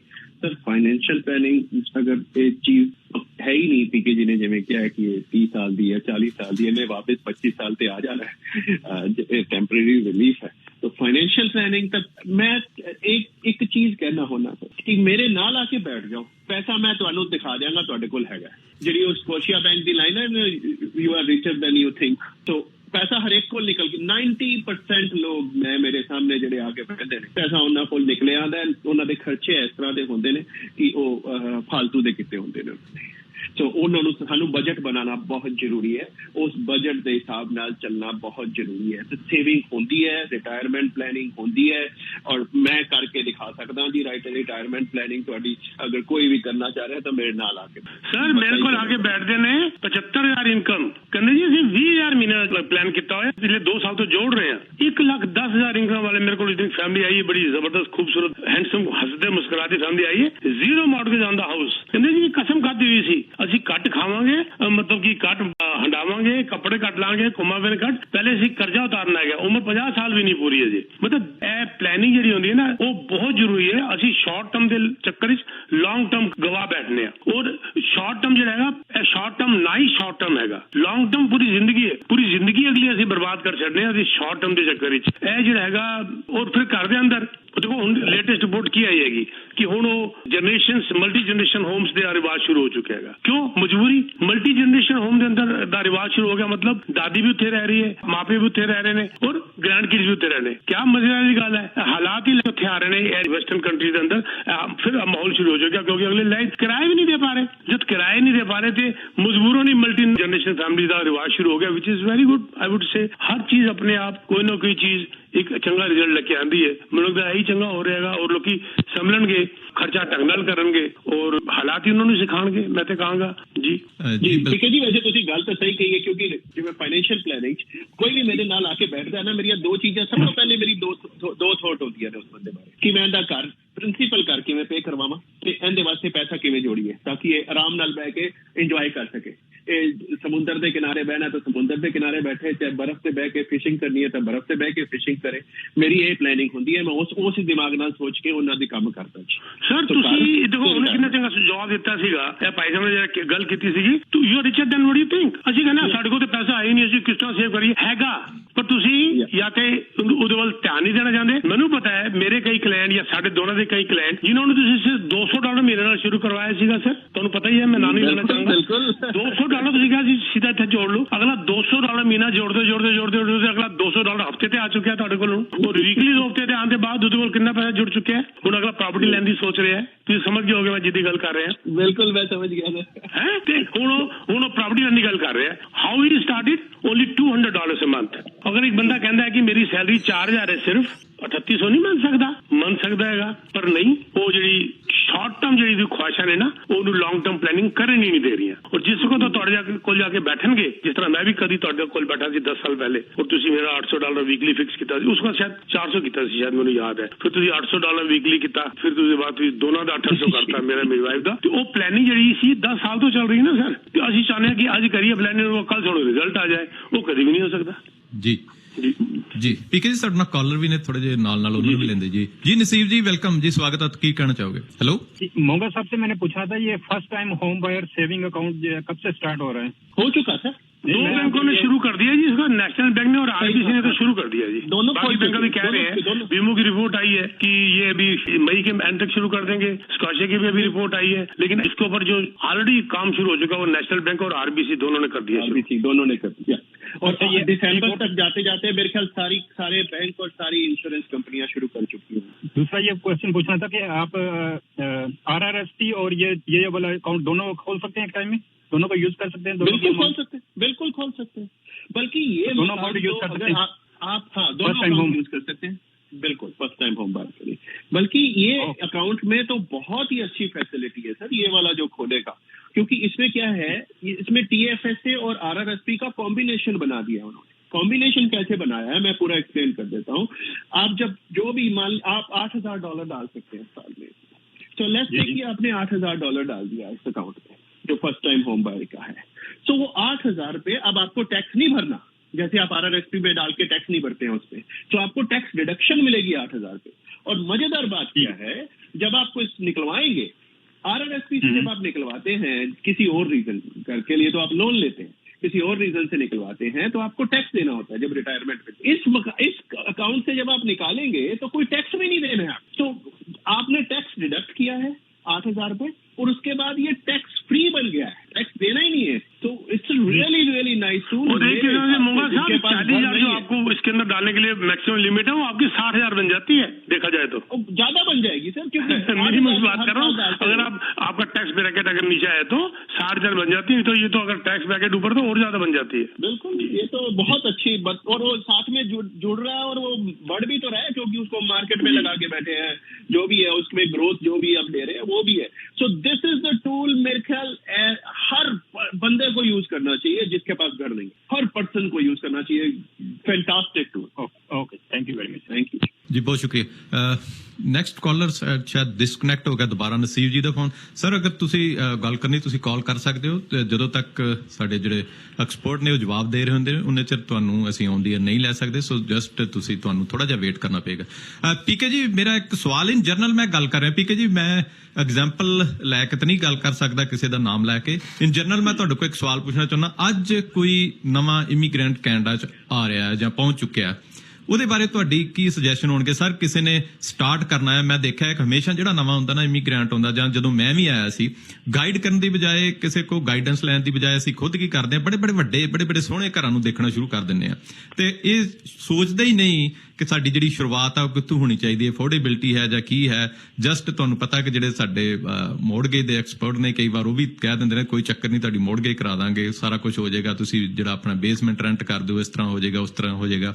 ਸੋ ਸਵਾਲ ਸਰ ਇਹੋ ਹੀ ਹੈ ਕਿ ਜੈਨੂਇਨ ਐਡਵਾਈਸ ਅਗਰ ਕਰਨਾ ਹੋਵੇ, ਕੋਈ ਨਵਾਂ ਬੰਦਾ ਆ ਰਿਹਾ ਹੈ, ਕਿਸੇ ਨੇ ਕਿਸੇ ਮੁਕਾਮ ਤੱਕ ਹਰ ਕੋਈ ਪਹੁੰਚਣਾ ਚਾਹੁੰਦਾ ਹੈ, ਸਰ ਕਿੱਥੋਂ ਸ਼ੁਰੂਆਤ ਕਰਨੀ ਚਾਹੀਦੀ ਹੈ? ਜੀ ਪੀਕੇ ਸਰ, ਸਭ ਤੋਂ ਪਹਿਲੇ ਮੈਂ ਇਹ ਕਹਾਂਗਾ ਕਿ ਉਹਨਾਂ ਦੇ ਕੰਫਰਟ ਲੈਵਲ ਦੇ ਹਿਸਾਬ ਨਾਲ ਉਸ ਏਰੀਆ ਦੇ ਅੰਦਰ ਸਭ ਤੋਂ ਪਹਿਲੇ ਕਿਸੇ ਹਾਲਤ ਵਿੱਚ ਪਹਿਲੇ ਸਾਲ ਕਿਰਾਏ ਤੇ ਜਾਣ। ਮੇਰੇ ਕੋਲ ਜਿਸ ਵਕਤ ਵੀ ਨਿਊ ਇਮੀਗ੍ਰੈਂਟ ਆਉਂਦਾ ਹੈ, ਚਾਹੇ ਉਹ ਕੁਆਰਾ ਹੁੰਦਾ ਹੈ, ਚਾਹੇ ਉਹ ਸ਼ਾਦੀशुदा ਯੰਗ ਕਪਲ ਹੁੰਦਾ ਹੈ, ਚਾਹੇ ਉਹਨਾਂ ਦੇ ਬੱਚੇ ਛੋਟੇ ਹੁੰਦੇ ਨੇ ਚਾਹੇ ਵੱਡੇ ਹੁੰਦੇ ਨੇ, ਸਭ ਤੋਂ ਪਹਿਲੇ ਮੈਂ ਉਹਨਾਂ ਨੂੰ ਬੜਾ ਕਲੀਅਰ ਕਹਿ ਦੇਣਾ ਜੀ, ਮੇਰੀ ਐਡਵਾਈਸ ਹੈਗੀ ਕਿ ਤੁਸੀਂ ਸਭ ਤੋਂ ਪਹਿਲੇ ਪਹਿਲਾ ਸਾਲ ਕਿਰਾਏ ਤੇ ਜਾਓ, ਕਿਉਂਕਿ ਤੁਹਾਨੂੰ ਅਜੇ ਆਉਣ ਦੇ ਬਾਅਦ ਕੁਝ ਪਤਾ ਹੀ ਨਹੀਂ ਹੈ ਕਿ ਤੁਹਾਡੀ ਜੌਬ ਕਿੱਥੇ ਲੱਗਣੀ ਹੈ, ਤੁਸੀਂ ਕਿੱਥੇ ਮੂਵ ਕਰ ਜਾਓਗੇ, ਤੁਹਾਡੇ ਬੱਚੇ ਅਗਰ ਹੈਗੇ ਨੇ ਤੇ ਉਹਨਾਂ ਦਾ ਸਕੂਲਿੰਗ ਦਾ ਤੁਹਾਨੂੰ ਅਜੇ ਨਹੀਂ ਪਤਾ, ਤੁਹਾਨੂੰ ਨੇਬਰਹੁੱਡ ਦਾ ਜੇ ਕੁਝ ਨਹੀਂ ਪਤਾ, ਤੁਹਾਨੂੰ ਲੋਕਲ ਸਿਸਟਮ ਦਾ ਕੁਝ ਨਹੀਂ ਪਤਾ।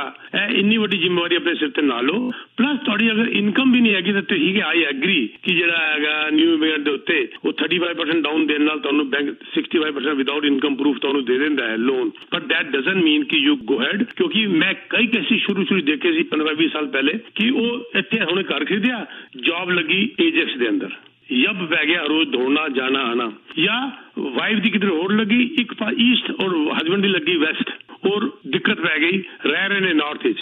ਮਤਲਬ ਮੇਰੇ ਹਿਸਾਬ ਨਾਲ ਪਹਿਲੇ ਸਾਲ ਤੁਸੀਂ ਆਪਣੇ ਕਿਰਾਏ ਤੇ ਰਹੋ, ਜੌਬ ਸਿਕਿਉਰ ਕਰੋ, ਬਿਜ਼ਨਸ ਕਰਨਾ ਬਿਜ਼ਨਸ ਕਰੋ, ਬੱਚਿਆਂ ਦੇ ਵਾਸਤੇ ਪਲੈਨਿੰਗ ਕਰੋ, ਸਕੂਲ ਅਗਰ ਬੱਚੇ ਸਕੂਲਿੰਗ ਵਾਲੇ ਹੈਗੇ ਨੇ ਜਾਂ ਅਗਰ ਛੋਟੇ ਨੇ ਤੇ ਉਹਨਾਂ ਵਾਸਤੇ, ਤੇ ਪੂਰਾ ਆਪਣੇ ਆਪ ਨੂੰ ਇੱਕ ਸਾਲ ਐਕਲਮਟਾਈਜ਼ ਜਿਹਨੂੰ ਕਹਿੰਦੇ ਨਾ, ਆਪਣੇ ਆਪ ਨੂੰ ਸਮਝਣ ਦੀ ਕੋਸ਼ਿਸ਼ ਕਰੋ। ਲੋਕਲ ਤੁਸੀਂ ਬਾਹਰੋਂ ਆਏ ਹੋ, ਦੇਖੋ ਪੌਦਾ ਵੀ ਅਗਰ ਤੁਸੀਂ ਇੱਕ ਜਗ੍ਹਾ ਤੋਂ ਉਖਾੜ ਕੇ ਦੂਜੀ ਜਗ੍ਹਾ ਲਗਾਉਂਦੇ ਹੋ ਤੇ ਉਹ ਵੀ ਥੋੜੇ ਦਿਨ ਮੁਰਝਾਉਂਦਾ ਹੈ, ਉਹਦੇ ਬਾਅਦ ਖਿਲਦਾ ਹੈਗਾ। ਇਹ ਮੁਰਝਾਉਣ ਵਾਲੇ ਟਾਈਮ ਦੇ ਅੰਦਰ ਤੁਸੀਂ ਘਰ ਨਾ ਖਰੀਦੋ, ਇੱਕ ਸਾਲ ਦੇ ਅੰਦਰ ਪਹਿਲੇ ਖਿਲ ਜਾਓ, ਉਹਦੇ ਬਾਅਦ ਫਿਰ ਬਹੁਤ ਟਾਈਮ ਹੈਗਾ, ਤੁਹਾਡੇ ਕੋਲ ਇੱਕ ਸਾਲ ਹੁੰਦਾ ਹੈ ਜਿੰਨਾ ਤੁਸੀਂ ਪਲੈਨਿੰਗ ਕਰ ਸਕਦੇ ਹੋ ਕਿ ਹਾਂ ਹੁਣ ਮੇਰੀ ਜਿਹੜੀ ਹੈਗੀ ਪ੍ਰੋਫਾਈਲ ਇਹ ਬਣਦੀ ਹੈ ਕੈਨੇਡਾ ਦੇ ਅੰਦਰ। ਮੈਂ ਤੁਹਾਨੂੰ ਅਗਰ ਸਮਝ ਆ ਜਾਂਦੀ ਹੈ ਸਾਲ ਦੇ ਅੰਦਰ ਕਿ ਮੈਨੂੰ ਕੀ ਹੋਣ ਵਾਲਾ ਹੈ, ਮੈਨੂੰ ਕਿੱਥੇ ਤੱਕ ਜੌਬ ਮਿਲਣ ਵਾਲੀ ਹੈ, ਕਿੱਥੇ ਤੱਕ ਮੈਂ ਬਿਜ਼ਨਸ ਕਰ ਸਕਣਾ, ਅਸੀਂ ਕਿਸ ਸਟੈਂਡਰਡ ਤੇ ਜਾ ਕੇ ਰਹਾਂਗੇ, ਦੈਨ ਯੂ ਪਲਾਨ ਕਿ ਹਾਂ ਹੁਣ ਸਾਡੀ ਜੌਬ ਦੇ ਹਿਸਾਬ ਨਾਲ ਅਸੀਂ ਇੱਥੇ ਕਰ ਲੈ ਸਕਦੇ ਹਾਂ, ਇਹ ਸਾਡੀ ਹਿੰਮਤ ਹੈ। ਕਿਉਂਕਿ ਇੱਕ ਸਾਲ ਬਾਅਦ ਵੀ ਤੁਹਾਡਾ ਨਿਊ ਇਮੀਗ੍ਰੈਂਟ ਜਿਹੜਾ ਹੈਗਾ ਉਹ ਲਾਗੂ ਹੁੰਦਾ ਹੈ ਤੁਹਾਡੇ ਉੱਤੇ। ਇਹ ਨਹੀਂ ਸੋਚਣਾ ਕਿ ਨਹੀਂ ਉਹ ਲਾਗੂ ਬੰਦ ਹੋ ਜਾਏਗਾ, ਉਹ ਚੱਲਦਾ ਤੁਹਾਡਾ 3 ਸਾਲ ਤੱਕ। ਤੇ you don't have to worry. I strongly recommend not even to book ਵੀ ਮੈਂ ਕਹਾਂਗਾ ਨਾ ਕਰੋ। ਪ੍ਰਿੰਸੀਪਲ ਹੋਮ ਵਾਸਤੇ ਰਹਿਣ ਵਾਸਤੇ ਬੁੱਕ ਨਾ ਕਰੋ, ਇਨਵੈਸਟਮੈਂਟ ਵਾਸਤੇ ਕਰਨਾ ਹੈ that is a different issue, ਕਿਉਂਕਿ ਤੁਸੀਂ ਆ ਕੇ ਰਹਿਣਾ ਨਹੀਂ ਹੈਗਾ। ਇਹ ਮੇਰੀ ਆਊਟ ਆਫ ਐਕਸਪੀਰੀਅੰਸ ਹੈ, ਮੇਰੀ ਸਲਾਹ ਹੈਗੀ ਜੀ। ਜੀ ਪੀਕੇ ਜੀ ਅੱਜ ਕੱਲ ਐਕਚੁਅਲੀ ਦਾ ਸਵਾਲ ਇਹ ਬਣਦਾ ਹੈ ਪੀਕੇ ਜੀ ਬਹੁਤ ਸਾਰੇ ਲੋਕਾਂ ਕੋਲ ਪੈਸਾ ਬਹੁਤ ਅੱਜ ਕੱਲ ਇੰਡੀਆ ਵਿੱਚ ਨਾ ਤੁਹਾਨੂੰ ਪਤਾ ਕੋਈ ਦਿੱਲੀ ਤੋਂ ਆ ਰਿਹਾ ਕੋਈ ਚੰਡੀਗੜ੍ਹ ਤੋਂ ਆ ਰਿਹਾ ਜਾਂ ਇੰਡੀਆ ਈਵਨ ਪੰਜਾਬ ਜਲੰਧਰ ਕੋਈ ਲੁਧਿਆਣੇ ਵੱਡੇ ਸਿਟੀਜ਼ ਤੋਂ ਜਿਹੜੇ ਵੀ ਆ ਰਹੇ ਨੇ ਪੈਸਾ ਬਹੁਤ ਲੈ ਕੇ ਆ ਰਹੇ ਨੇ ਸੋ ਡਾਊਨ ਪੇਮੈਂਟ ਤੇ ਆਲਰੇਡੀ ਉਹਨਾਂ ਕੋਲ ਰੈਡੀ ਹੁੰਦੀ ਹੈ ਸੋ ਆਣ ਕੇ ਸਭ ਤੋਂ ਪਹਿਲਾਂ ਕੰਮ ਉਹ ਕਰਦੇ ਇਸ ਤਰ੍ਹਾਂ ਨੇ ਬਹੁਤ ਸਾਰੀ ਐਗਜ਼ਾਮਪਲ ਈਵਨ ਮੈਂ ਇੱਕ ਨਿਊਜ਼ ਵੀ ਪੜ੍ਹੀ ਸੀ ਜਿਹਦੇ ਚ ਇੱਕ ਇੰਡੀਆ ਤੋਂ ਆਏ ਇੱਕ ਜਿਹੜੇ ਇਮੀਗ੍ਰੈਂਟ ਸਨ ਕਾਫੀ ਪੈਸਾ ਲਾ ਕੇ ਆਏ ਸਨ ਤੇ ਆਉਂਦੇ ਸਭ ਤੋਂ ਪਹਿਲਾਂ ਉਹਨਾਂ ਨੇ ਘਰ ਬਾਏ ਕੀਤਾ ਤੇ ਉਹ ਆਪ ਖੁਦ ਬੇਸਮੈਂਟ 'ਚ ਰਹਿਣਾ ਸ਼ੁਰੂ ਕਰ ਦਿੱਤਾ ਤੇ ਉੱਪਰ ਰੈਂਟ ਦੇ ਦਿੱਤਾ ਤੇ ਉਸ ਤੋਂ ਬਾਅਦ ਉਹਨਾਂ ਦਾ ਖਰਚਾ ਬੜਾ ਵਧੀਆ ਚੱਲਣ ਲੱਗ ਪਿਆ ਤੇ ਉਹਨਾਂ ਦੀ ਨਿਊਜ਼ ਵੀ ਮੈਂ ਸੁਣੀ ਸੀ ਸੋ ਕਈ ਵਾਰ ਇਸ ਤਰ੍ਹਾਂ ਦੀ ਐਗਜ਼ਾਮਪਲ ਲੈ ਕੇ ਸਾਰੇ ਇਨਵੈਸਟਮੈਂਟ ਪ੍ਰੋਪਰਟੀ ਹੋ ਗਈ ਨਾ ਜੀ ਬਿਲਕੁਲ ਠੀਕ ਹੈ ਉਹਨੂੰ ਐਜ਼ ए ਇਨਵੈਸਟਮੈਂਟ ਯੂਜ਼ ਕਰ ਰਹੇ ਹੋ ਤੇ ਮੈਂ ਕਿਹਾ ਹੀ ਹੈ ਕਿ as A investment you can do anything ਲੇਕਿਨ ਯੈਸ ਬੜੀ ਅਕਲਮੰਦੀ ਹੈ ਬੇਸਮੈਂਟ 'ਚ ਰਹਿ ਕੇ ਤਾਂ ਕਿ ਕੱਲ ਨੂੰ ਮੂਵ ਕਰਨਾ ਪਿਆ ਤਾਂ ਬੇਸਮੈਂਟ ਵੀ ਕਰਾ ਕੇ ਦੇ ਦਾਂਗੇ ਅਸੀਂ ਚਲੇ ਜਾਵਾਂਗੇ ਔਰ ਜ਼ਿਆਦਾਤਰ ਬੰਦੇ ਜਿਹੜੇ ਕਿ ਆਂਦੇ ਹੀ ਘਰ ਖਰੀਦ ਲੈਂਦੇ ਨੇ ਜ਼ਿਆਦਾਤਰ ਇੱਥੇ ਆ ਕੇ ਬਿਜ਼ਨਸ ਕਰਦੇ ਨੇ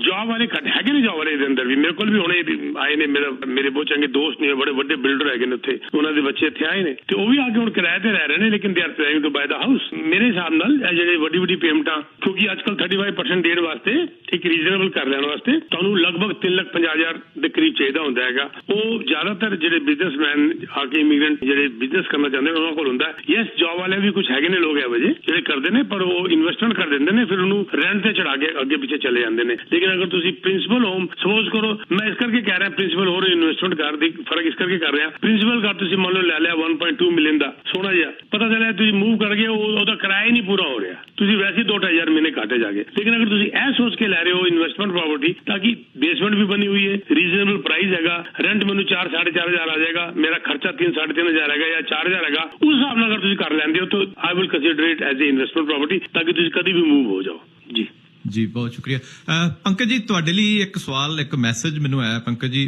ਵੈਸੇ ਮੈਨੂੰ ਪਤਾ ਨਹੀਂ ਕਿਉਂਕਿ ਤੁਸੀਂ ਜਿਹੜਾ ਇੰਸ਼ੋਰੈਂਸ 'ਚ ਕਿੰਨਾ ਡੀਲ ਕਰਦੇ ਹੋ ਟਰੈਵਲ ਇੰਸ਼ੋਰੈਂਸ ਬਾਰੇ ਇੱਕ ਕੁਐਸਚਨ ਆਇਆ ਕਿਉਂਕਿ ਮੇਰੇ ਇੱਕ ਫਰੈਂਡ ਉਹ ਪਿਛਲੇ ਦਿਨੀ ਇੱਥੇ ਮੈਕਸੀਕੋ ਵਗੈਰਾ 'ਚ ਛੁੱਟੀਆਂ ਮਨਾਉਣ ਗਏ ਸਨ ਤੇ ਉੱਥੇ ਜਾ ਕੇ ਉਹ ਬਿਮਾਰ ਹੋ ਗਏ ਸੋ ਬੜੀ ਪ੍ਰੋਬਲਮ ਆਈ ਹਾਲਾਂਕਿ ਬਿਲਕੁਲ ਠੀਕ ਠਾਕ ਉਹ ਵਾਪਸ ਆ ਗਏ ਲੇਕਿਨ ਛੋਟੀ ਜੀ ਚੀਜ਼ ਪਿੱਛੇ ਸੀ ਉਹਨਾਂ ਨੂੰ ਬੜੀ ਪ੍ਰੋਬਲਮ ਜਿਹੜੀ ਉਹ ਵੱਡੀ ਉਹਨਾਂ ਦੀ ਹੋ ਸਕਦੀ ਸੀ ਸੋ ਇਸ ਬਾਰੇ ਬਹੁਤ ਘੱਟ ਲੋਕ ਜਿਹੜੇ ਨੇ ਉਹ ਇਸ ਬਾਰੇ ਸੋਚਦੇ ਨੇ ਸਰ ਤੁਸੀਂ ਕੋਈ ਸੁਜੈਸ਼ਨ ਦੇਣਾ ਚਾਹੋ ਸਾਡੇ ਲਿਸਨਰ ਵਾਸਤੇ ਕਿਉਂਕਿ ਬਹੁਤ ਸਾਰੇ ਲੋਕ ਟਰੈਵਲ ਕਰਦੇ ਨੇ ਗਰਮੀਆਂ ਆਉਣ ਵਾਲੀਆਂ ਤੁਹਾਨੂੰ ਪਤਾ ਹੈ ਗੁਰਦੀਪ ਜੀ ਪਹਿਲੀ ਚੀਜ਼ ਤਾਂ ਮੈਂ ਕਹਿ ਦੇਵਾਂ ਕਿ ਮੈਂ ਇੰਸ਼ੋਰੈਂਸ ਬਹੁਤ ਵੱਡਾ ਡੀਲ ਕਰਦਾ ਸੌਰੀ ਸਰ ਮੈਨੂੰ ਜਿੰਨੀਆਂ ਵੀ ਇੰਸ਼ੋਰੈਂਸ ਦੇ ਮੇਰੇ ਖਿਆਲ ਪਤਾ ਨਹੀਂ ਮੈਂ ਬਹੁਤ ਸਾਰੀਆਂ ਕੰਪਨੀਆਂ ਦੇ ਟੌਪ ਪ੍ਰੋਡਿਊਸਰ ਚਾਹਨਾ ਜੀ ਇੰਸ਼ੋਰੈਂਸ ਠੀਕ ਹੈ ਸਰ ਫਿਰ ਕੁਐਸਚਨ ਤੁਹਾਡੇ ਲਈ ਹੈ ਸੀ ਤਾਂ ਮੇਰੇ ਖਿਆਲ ਹੈ ਜੀ ਕੋਈ ਵੱਡੀ ਕੰਪਨੀ ਨਹੀਂ ਹੋਵੇਗੀ ਜਿੰਦਾ ਮੈਂ ਐਲੀਟ ਪ੍ਰੋਡਿਊਸਰ ਨਹੀਂ ਹੈਗਾ ਟੌਪ ਪ੍ਰੋਡਿਊਸਰ ਨਹੀਂ ਹੈਗਾ ਇੰਸ਼ੋਰੈਂਸ ਤਾਂ ਟਰੈਵਲ ਇੰਸ਼ੋਰੈਂਸ ਯੈਸ ਬੇਸਿਕਲੀ ਤੁਸੀਂ ਬਿਲਕੁਲ ਸਹੀ ਕਿਹਾ ਅਗਰ ਟਰੈਵਲ ਇੰਸ਼ੋਰੈਂਸ ਹੋਵੇ ਔਰ ਇੰਨੀ ਸਸਤੀ ਪੈਂਦੀ ਹੈ ਮੈਂ ਅੱਜ ਤੱਕ ਪ੍ਰੋਵਿੰਸ ਚੋਂ ਬਾਹਰ ਨਹੀਂ ਨਿਕਲਦਾ ਸਰ ਇੰਸ਼ੋਰੈਂਸ ਲੈ ਕੇ ਪ੍ਰੋਵਿੰਸ ਕਿਉਂਕਿ ਮੈਂ ਅਗਰ ਮੈਂ ਅਲਬਰਟਾ ਜਾਂ ਕਿਊਬੈਕ ਵੀ ਗਿਆ ਨਾ ਤਾਂ ਮੈਂ ਇੰਸ਼ੋਰੈਂਸ ਲੈ ਕੇ ਗਿਆ ਉਹ ਟਰੈਵਲ ਇੰਸ਼ੋਰੈਂਸ ਔਰ ਮੇਰੇ ਨਾਲ ਇਹ ਹੋਇਆ ਹੈ ਹੁਣੇ ਜਦੋਂ ਮੈਂ ਦੁਬਈ ਸੀਗਾ ਮੈਂ ਐਕਚੁਅਲੀ ਸੌਰੀ ਮੈਂ ਥੋੜਾ ਟਾਈਮ ਲੈ ਰਿਹਾ ਇੱਥੇ 1 ਮਿੰਟ ਹੁਣ ਮੈਂ ਸ਼ੂਜ਼ ਚੱਕਣ ਵਾਸਤੇ ਖੜਾ ਹੋਇਆ ਉਹ ਸੇਫ ਹੁੰਦੇ ਨਾ ਸਰ ਆਪਣੇ ਜਿਵੇਂ ਹੋਟਲਾਂ ਦੇ ਰੂਮ 'ਚ ਸੇਫ ਹੁੰਦੇ ਨੇ ਲੋਹੇ ਦੇ ਬਣੇ ਹੁੰਦੇ ਨੇ ਜਿਹੜੇ ਸਾਰੇ ਕੰਪਿਊਟਰ ਵਗੈਰਾ ਤੁਹਾਡਾ ਕੁਛ ਵੀ ਪਾਸਪੋਰਟ ਰੱਖ ਕੇ ਲੋਕ ਕਰ ਦਿੰਦੇ ਸੋ ਸੇਫ ਬਾਕਸ ਉਹ ਖੁੱਲਾ ਪਿਆ ਸੀਗਾ ਮੈਂ ਖੜਾ ਹੋਇਆ ਔਰ ਮੇਰਾ ਸਿਰ ਵੱਜ ਗਿਆ ਔਰ ਪੂਰੀ ਤਰ੍ਹਾਂ ਬਲੀਡਿੰਗ ਸ਼ੁਰੂ ਹੋ ਗਈ ਮੇਰੇ ਸਿਰ 'ਚ ਮੈਂ ਤਾਂ ਸੋਚਿਆ ਲੋ ਵਾਪਸ ਜਾਣਾ ਪਏਗਾ ਟ੍ਰਿਪ ਖਤਮ ਸਾਡਾ ਦੁਬਈ ਦਾ ਹਾਲੇ ਤਾਂ 10 ਦਿਨ ਪਏ ਸੀਗੇ ਲੇਕਿਨ ਨਹੀਂ ਉਸੇ ਵੇਲੇ ਡਾਕਟਰ ਨੂੰ ਮਿਲਿਆ ਜੋ ਖਰਚਾ ਹੋਇਆ ਸਾਰਾ ਕੁਝ ਕਰਾ ਕੇ ਉਹਨਾਂ ਨੇ ਸੀਲ ਕਰਤਾ ਜੀ ਉਹ ਲਗਾ ਕੇ ਸਿਰ ਤੇ ਬੰਦ ਕਰਤਾ ਉਸ ਤੋਂ ਬਾਅਦ 2 ਘੰਟੇ ਅੱਜ ਮੈਂ ਬਿਲਕੁਲ ਠੀਕ ਸੀਗਾ ਉਹਨਾਂ ਨੇ ਚੈੱਕ ਕਰਕੇ ਲੇਕਿਨ ਉਹ ਜੋ ਖਰਚਾ ਹੋਇਆ ਉਹ ਮੈਂ ਕਲੇਮ ਕਰ ਲਿੱਤਾ ਆ ਕੇ ਸੋ ਨਾਰਮਲੀ ਕੀ ਹੁੰਦਾ ਅਗਰ ਤੁਸੀਂ ਯੂਐਸ ਚੋ ਤਾਂ ਯੂਐਸ ਹਸਪੀਟਲ ਦਾ ਡਾਇਰੈਕਟ ਹੀ ਕਲੇਮ ਕਰ ਲੈਣ ਲੇਕਿਨ ਅਗਰ ਤੁਸੀਂ ਬਾਹਰ ਕਿਤੇ ਹੈਗੇ ਹੋ ਤਾਂ ਕਈ ਵਾਰੀ ਇਹ ਹੁੰਦਾ ਕਿ ਅਗਰ ਵੱਡਾ ਖਰਚਾ ਹੈ ਤਾਂ ਤੁਸੀਂ ਕੰਪਨੀ ਨੂੰ ਫੋਨ ਕਰਕੇ ਕਹਿ ਦਿਓ ਅਗਰ ਛੋਟਾ ਮੋਟਾ ਹੈ ਤਾਂ ਤੁਸੀਂ 1,000 2,000 5,000 ਦਾ ਖਰਚਾ ਅਗਰ ਤੁਸੀਂ ਦੇ ਕੇ ਉੱਥੇ ਖਤਮ ਕਰਕੇ ਤੇ ਤੁਸੀਂ ਇੱਥੇ ਆ ਕੇ ਕਲੇਮ ਕਰ ਸਕਦੇ ਹੋ ਔਰ ਪਾਲਿਸੀ ਕਿੰਨੀ ਦੀ ਹੁੰਦੀ ਹੈ ਸਰ ਅਗਰ ਤੁਸੀਂ 10 ਦਿਨ ਵਾਸਤੇ ਬਾਹਰ ਗਏ ਹੋ ਮੇਰੇ ਖਿਆਲ ਜਿਹੜਾ ਯੰਗ ਬੰਦੇ ਦੀ ਗੱਲ ਕਰ ਰਿਹਾ ਮੈਂ ਕੋਈ ਅਗਰ ਯੰਗ ਕੀ ਮੈਂ ਕਹਿ ਰਿਹਾ ਕਿ ਅਗਰ 40-45 ਸਾਲ ਦਾ ਵੀ ਕੋਈ ਬੰਦਾ ਹੈਗਾ ਇੱਕ ਅੰਦਾਜ਼ਾ ਜਿਹਾ ਦੇ ਰਿਹਾ ਮੇਰੇ ਖਿਆਲ ਚ $40 ਲੱਗ ਜਾਣਗੇ ਪੂਰੇ ਹਫਤੇ ਦੇ ਪੂਰੇ ਵੀਕ ਦੇ ਹਾਂ 40-45-50 ਮੈਕਸਿਮਮ ਸੋ ਇੰਨਾ ਤਾਂ ਖਰਚਾ ਹੁੰਦਾ ਹੈ ਲੈਣ ਚ ਖਰਚ ਕੀ ਹੈ ਮੈਨੂੰ ਤਾਂ ਇਹ ਸਮਝ ਨਹੀਂ ਆਉਂਦਾ ਕਿਉਂ ਨਹੀਂ ਲੈਂਦੇ ਲੋਕ ਜਾਣ ਵੇਲੇ ਔਰ ਉੱਥੇ ਜਦੋਂ ਖਰਚੇ ਹੋ ਜਾਂਦੇ ਨੇ, ਐਡੇ ਵੱਡੇ ਵੱਡੇ ਖਰਚੇ ਹੋ ਜਾਂਦੇ ਨੇ, ਪੁੱਛੋ ਨਾ ਤੁਸੀਂ। ਹੁਣ US ਅਗਰ ਤੁਸੀਂ ਗਏ ਹੋਏ ਹੋ, ਅਗਰ ਤੁਸੀਂ ਕੁਝ 에ਅਰ ਐਂਬੂਲੈਂਸ ਹੀ ਉਹਨਾਂ ਨੇ ਬੁਲਾ ਲਿੱਤੀ, $1,00,000 ਦਾ 에ਅਰ ਐਂਬੂਲੈਂਸ ਲੱਗ ਜਾਏਗਾ, 50-60,000 $1,00,000 ਲੱਗ ਜਾਣਗੇ 에ਅਰ ਐਂਬੂਲੈਂਸ ਦਾ। ਅਗਰ ਤੁਸੀਂ ਅਗਰ $50 ਦੀ ਇੰਸ਼ੋਰੈਂਸ ਲਿੱਤੀ ਹੋਈ ਸੀ, ਉਹ $1,00,000 ਕਵਰ ਹੋ ਗਿਆ ਸਰ। ਸੋ ਮੇਰੇ ਹਿਸਾਬ ਨਾਲ ਅਸੀਂ ਇੰਸ਼ੋਰੈਂਸ ਨੂੰ ਇੰਪੋਰਟੈਂਸ ਨਹੀਂ ਦਿੰਦੇ ਹਾਂ ਬਹੁਤ ਟਾਈਮ। ਅਸੀਂ ਸੋਚਦੇ ਹਾਂ ਕੀ ਹੋਣਾ, ਚੱਲਣਾ ਐਵੇਂ ਹੈ, ਸਭ ਠੀਕ ਹੈ। ਨਹੀਂ, ਸਭ ਠੀਕ ਨਹੀਂ ਹੈ। ਇਹ ਸਿਕਿਉਰਿਟੀ ਹੈ। ਔਰ ਤੁਸੀਂ ਜਦੋਂ ਇੰਡੀਆ ਜਾ ਰਹੇ ਹੋ, ਇੱਧਰ ਜਾ ਰਹੇ ਹੋ, ਵੈਸੇ ਹੀ ਤੁਸੀਂ $5-10,000 ਦਾ ਖਰਚਾ ਕੀਤਾ ਹੈ ਤਾਂ $100 ਹੋਰ ਲੱਗ ਜਾਏਗਾ ਫੈਮਿਲੀ ਦਾ, $150 ਲੱਗ ਜਾਏਗਾ ਪੂਰੀ ਫੈਮਿਲੀ ਦਾ, ਤਾਂ ਉਹਦੇ ਨਾਲ ਤੁਸੀਂ ਪੂਰੀ ਤਰ੍ਹਾਂ ਸਿਕਿਉਰ ਤਾਂ ਹੈਗੇ। ਤਾਂ ਜ਼ਰੂਰ ਲੈਣੀ ਚਾਹੀਦੀ ਹੈ ਨਦੀਪ ਜੀ। ਜੀ ਪੰਕਜ ਜੀ, ਐਕਚੁਅਲੀ ਤੁਹਾਨੂੰ ਪਤਾ ਕਿ ਬਹੁਤ ਸਾਰੇ ਸਾਡੇ ਜਿਹੜੇ ਟਰੈਵਲਰ ਕਹਿ ਲਓ, ਤੁਸੀਂ ਕਹਿ ਲਓ, ਵੈਸੇ ਹੀ ਨਿਆਗਰਾ ਫਾਲ ਘੁੰਮਣ ਗਏ, ਕਈ ਵਾਰ ਉਹ ਸਿਟੀਜ਼ਨ ਹੁੰਦੇ ਨੇ ਤੇ ਦੂਸਰੀ ਸਾਈਡ ਵੀ ਚਲੇ ਜਾਂਦੇ ਨੇ। ਸੋ ਈਵਨ ਜਿਹੜਾ ਕੋਈ ਵੀ ਇੰਸੀਡੈਂਟ ਆ ਉਹ ਤੇ ਈਵਨ ਸੈਕਿੰਡ ਹੀ ਲੱਗਦੇ ਨੇ, ਕੁਝ ਮਿੰਟ ਦੀ ਤੇ ਬੜੀ ਦੂਰ ਦੀ ਗੱਲ ਆ, ਕੁਝ ਵੀ ਹੋ ਸਕਦਾ। ਸੋ ਈਵਨ ਜੇ ਕੋਈ ਸ਼ਾਰਟ ਟਰਮ ਜਾ ਰਿਹਾ, ਕੋਈ 1-2 ਘੰਟੇ 4 ਘੰਟੇ ਵਾਸਤੇ, ਤੇ ਉਹਦੇ ਲਈ ਵੀ ਮੈਨੂੰ ਲੱਗਦਾ ਕਿ ਜਿਸ ਤਰ੍ਹਾਂ ਤੁਸੀਂ ਦੱਸ ਰਹੇ ਹੋ ਕਿ $40 ਬੜੀ ਚੀਪ ਪ੍ਰਾਈਸ ਹੈ ਜੇ ਕਿਸੇ ਦੀ ਏਜ ਅਰਾਊਂਡ 40 ਜਾਂ 50 ਦੇ ਹੈਗੀ ਹੈ। ਜੇ ਬੱਚੇ ਆ ਤੇ ਸਰ ਉਹਨਾਂ ਦੀ ਫਿਰ ਕਿੰਨੀ ਕੁ ਕਾਸਟ ਹੁੰਦੀ ਹੈ ਅਪਰੋਕਸੀਮੇਟਲੀ? ਲਗਭਗ ਥੋੜੀ ਜਿਹੀ ਸਸਤੀ ਹੋਵੇਗੀ ਉਸ ਤੋਂ। ਉਹ ਵੈਸੇ ਵੀ ਫੈਮਿਲੀ ਜਦੋਂ ਜਾਂਦੀ ਹੈ ਤਾਂ ਉਹਨਾਂ ਦਾ ਡਿਸਕਾਊਂਟ ਹੋ ਜਾਂਦਾ ਹੈ ਬੱਚਿਆਂ ਦਾ, ਸੋ ਉਹ ਕਾਫੀ ਪੈਕੇਜ ਬਣ ਜਾਂਦੇ ਨੇ ਉਸ ਤਰ੍ਹਾਂ। ਔਰ ਹੁੰਦਾ ਕੀ ਹੈ ਜੀ, ਜਿਵੇਂ ਹੁਣ ਤੁਸੀਂ US ਗਏ, 3 ਦਿਨਾਂ ਵਾਸਤੇ ਗਏ ਹੁੰਦਾ, ਮੈਂ ਹੁਣੇ ਪਿਛਲੇ ਦਿਨੋਂ ਕਿਸੇ ਨੂੰ ਦਿੱਤੀ ਸੀ, ਮੈਂ ਹੁਣੇ ਕੱਲ ਪਰਸੋਂ ਦੀ ਗੱਲ ਹੈ, ਉਹਨਾਂ ਦੇ ਪੇਰੈਂਟਸ, ਫਾਦਰ ਸਾਹਿਬ ਬਹੁਤ ਮੇਰੇ ਪੁਰਾਣੇ ਕਲਾਇੰਟ ਹੈ, ਤਿੰਨੋਂ, ਮੈਂ ਨਾਮ ਨਹੀਂ ਲੈਣਾ ਚਾਹ ਰਿਹਾ, ਉਹਨਾਂ ਦੀਆਂ ਤਿੰਨੋਂ ਬੇਟੀਆਂ US ਜਾ ਰਹੀਆਂ ਸੀ ਸ਼ਾਪਿੰਗ ਕਰਨ ਵਾਸਤੇ। ਸੋ ਤਿੰਨਾਂ ਵਾਸਤੇ, ਲੇਕਿਨ ਉਹ ਸ਼ਾਪਿੰਗ ਕਰਨ ਜਾ ਰਹੀਆਂ ਸੀ, ਬਟ ਉਹਨਾਂ ਨੇ ਇੰਸ਼ੋਰੈਂਸ ਦਵਾ ਕੇ ਭੇਜੀ। ਉਹਨਾਂ ਨੇ ਸਵੇਰੇ ਜਾ ਕੇ ਸ਼ਾਮੀ ਵਾਪਿਸ ਆਣਾ ਸੀਗਾ US ਚ, ਬਟ ਉਹਨਾਂ ਨੇ ਇੰਸ਼ੋਰੈਂਸ ਬੰਦਵਾ ਕੇ ਭੇਜੀ। ਔਰ ਇੰਸ਼ੋਰੈਂਸ ਪਤਾ ਕਿੰਨੇ ਦੀ ਸੀ ਸਰ? ਤਿੰਨਾਂ ਦੀ $20 ਦੀ, ਤਿੰਨਾਂ ਦੀ ਮਿਲਾ ਕੇ। $20 ਵੀ ਐਸ ਵਾਸਤੇ ਸੀਗੀ ਕਿਉਂਕਿ ਵੈਸੇ ਤਾਂ $16-17 ਹੀ ਹੁੰਦੀ ਹੈ, ਲੇਕਿਨ ਉਹ $20 ਮਿਨੀਮਮ ਚਾਰਜ ਕਰਦੇ ਨੇ ਇੰਸ਼ੋਰੈਂਸ ਕੰਪਨੀ ਵਾਲੇ। ਸੋ $3 ਉਹ ਬਿਨਾਂ ਗੱਲ ਤੋਂ ਉਹਨਾਂ ਨੇ ਦੇਣੇ ਪਏ ਸੀਗੇ ਕਿਉਂਕਿ ਉਹ $20 ਮਿਨੀਮਮ ਹੁੰਦੀ ਹੈ। ਸਰ ਇਸ ਸਮਰ ਦੇ ਵਿੱਚ ਮੈਂ ਵੀ ਪਲਾਨਿੰਗ ਕਰ ਰਿਹਾ, ਲੇਕਿਨ ਮੈਂ ਲੈਸ ਦੈਨ 24 ਆਵਰ ਲਈ ਜਾ ਰਿਹਾ। ਸੋ ਈਵਨ ਲੈਸ ਦੈਨ 24 ਆਵਰ ਲਈ ਵੀ ਜਿਹੜੀ ਇੰਸ਼ੋਰੈਂਸ ਮਿਲ ਜਾਂਦੀ ਹੈ? ਬਿਲਕੁਲ ਸਰ, ਉਹ ਤਾਂ ਹੁਣੇ ਦੱਸਿਆ, ਸਵੇਰੇ ਜਾ ਕੇ ਸ਼ਾਮੀ ਆਣਾ ਸੀ ਉਹਨਾਂ ਨੇ। ਸੋ ਲੈਸ ਦੈਨ 24 ਆਵਰ ਹੀ ਉਹ ਤਾਂ 12 ਘੰਟਿਆਂ 'ਚ ਵਾਪਸ ਆ ਗਏ ਸੀ ਸ਼ਾਪਿੰਗ ਕਰਕੇ। ਠੀਕ ਹੈ ਸਰ, ਬਹੁਤ ਸ਼ੁਕਰੀਆ ਪੰਕਜ ਜੀ, ਬੜੀ ਤੁਸੀਂ ਅੱਜ ਤੁਸੀਂ ਕਹਿ ਸਕਦੇ ਬੜੀ ਇੰਪੋਰਟੈਂਟ ਇਨਫੋਰਮੇਸ਼ਨ ਸੀ, ਕਿਉਂਕਿ ਅਕਸਰ ਇੰਨਾ ਦੂਰ ਅਸੀਂ ਸੋਚਦੇ ਨਹੀਂ, ਸਪੈਸ਼ਲੀ ਜਦੋਂ ਅਸੀਂ ਥੋੜੇ ਜਿਹੇ ਯੰਗ ਹੁੰਦੇ ਹਾਂ, ਕਿਉਂਕਿ ਯੰਗ ਇਹ ਤਾਂ ਨਹੀਂ ਕਿ ਕੋਈ ਬਿਮਾਰ ਹੋ ਜਾਏਗਾ ਜਾ ਕੇ, ਕੋਈ ਵੀ ਇੰਸੀਡੈਂਟ ਹੋ ਸਕਦਾ ਛੋਟਾ ਮੋਟਾ, ਜਿਸ ਤਰ੍ਹਾਂ ਤੁਹਾਡੇ ਮੈਂ ਤੁਹਾਨੂੰ ਦੱਸ ਰਿਹਾ, ਮੈਂ ਬਿਮਾਰ ਥੋੜੀ ਹੋਇਆ ਸੀਗਾ, ਮੇਰੇ ਲੱਗਿਆ ਚੋਟ ਲੱਗੀ, ਬਲੱਡ ਆਣਾ ਸ਼ੁਰੂ ਹੋ ਗਿਆ ਮੇਰੇ ਸਿਰ ਚੋਂ। ਸੋ ਕੁਝ ਵੀ ਹੋ ਸਕਦਾ ਸਰ। ਲੋਕ ਬੜੇ ਵੱਡੇ ਵੱਡੇ ਰਿਸਕ ਲੈ ਲੈਂਦੇ ਨੇ, ਈਵਨ ਜਿਹੜੇ ਸਾਡੇ ਪੇਰੈਂਟਸ, ਗ੍ਰੈਂਡ ਪੇਰੈਂਟਸ ਇੱਥੇ ਹੁੰਦੇ ਨੇ, ਲੋਕ ਇੰਸ਼ੋਰੈਂਸ ਲੈ ਲੈਂਦੇ ਨੇ ਤੇ ਜਦੋਂ ਉਹ ਇੱਥੋਂ 에ਅਰਪੋਰਟ ਤੋਂ ਅੰਦਰ ਹੁੰਦੇ ਨੇ ਤੇ ਉਹ ਕਟਵਾ ਦਿੰਦੇ ਨੇ। ਸਰ ਬੜੇ ਬੜੇ ਵੱਡੇ ਰਿਸਕ ਲੋਕ ਲੈ ਲੈਂਦੇ ਨੇ ਤੇ ਫਿਰ ਕਾਫੀ ਵਾਰ ਬਹੁਤ ਸਾਰੇ ਲੋਕਾਂ ਨੂੰ ਬੜੀ ਵੱਡੀ ਪੇਮੈਂਟਸ ਜਿਹੜੀਆਂ ਉਹ ਕਰਨੀਆਂ ਪਈਆਂ। ਸੋ ਮੈਨੂੰ ਲੱਗਦਾ ਕਿ ਪਹਿਲਾਂ ਅਵੇਅਰ ਰਹਿਣਾ ਚਾਹੀਦਾ। ਸਾਰੇ ਬਹੁਤ ਇੰਪੋਰਟੈਂਟ ਅੱਜ ਤੁਸੀਂ ਇਨਫੋਰਮੇਸ਼ਨ ਦਿੱਤੀ ਹੈ, ਕਿਉਂਕਿ ਟਰੈਵਲ ਬਾਰੇ ਵੈਸੇ ਚਲੋ ਇਹ ਤੇ ਇਨ ਜਨਰਲ ਇੱਕ ਰਿਕੁਆਇਰਮੈਂਟ ਆ ਜਿਹੜੀ ਪੇਰੈਂਟਸ, ਗ੍ਰੈਂਡ ਪੇਰੈਂਟਸ ਦੀ ਵੀਜ਼ੇ ਦੇ ਵਿੱਚ, ਤੇ ਲੋਕਾਂ ਨੂੰ ਮਜਬੂਰੀ ਵਾਸਤੇ ਲੈਣੀ ਪੈਂਦੀ ਹੈ, ਲੇਕਿਨ ਟਰੈਵਲ ਇੰਸ਼ੋਰੈਂਸ ਬਾਰੇ ਬਹੁਤ ਘੱਟ ਲੋਕ ਜਿਹੜਾ ਉਹ ਸੋਚਦੇ ਨੇ। ਦੁਬਈ ਵਗੈਰਾ ਅਕਸਰ ਇੱਥੋਂ ਲੋਕ ਟ੍ਰਿਪ ਕਰਦੇ ਰਹਿੰਦੇ ਨੇ।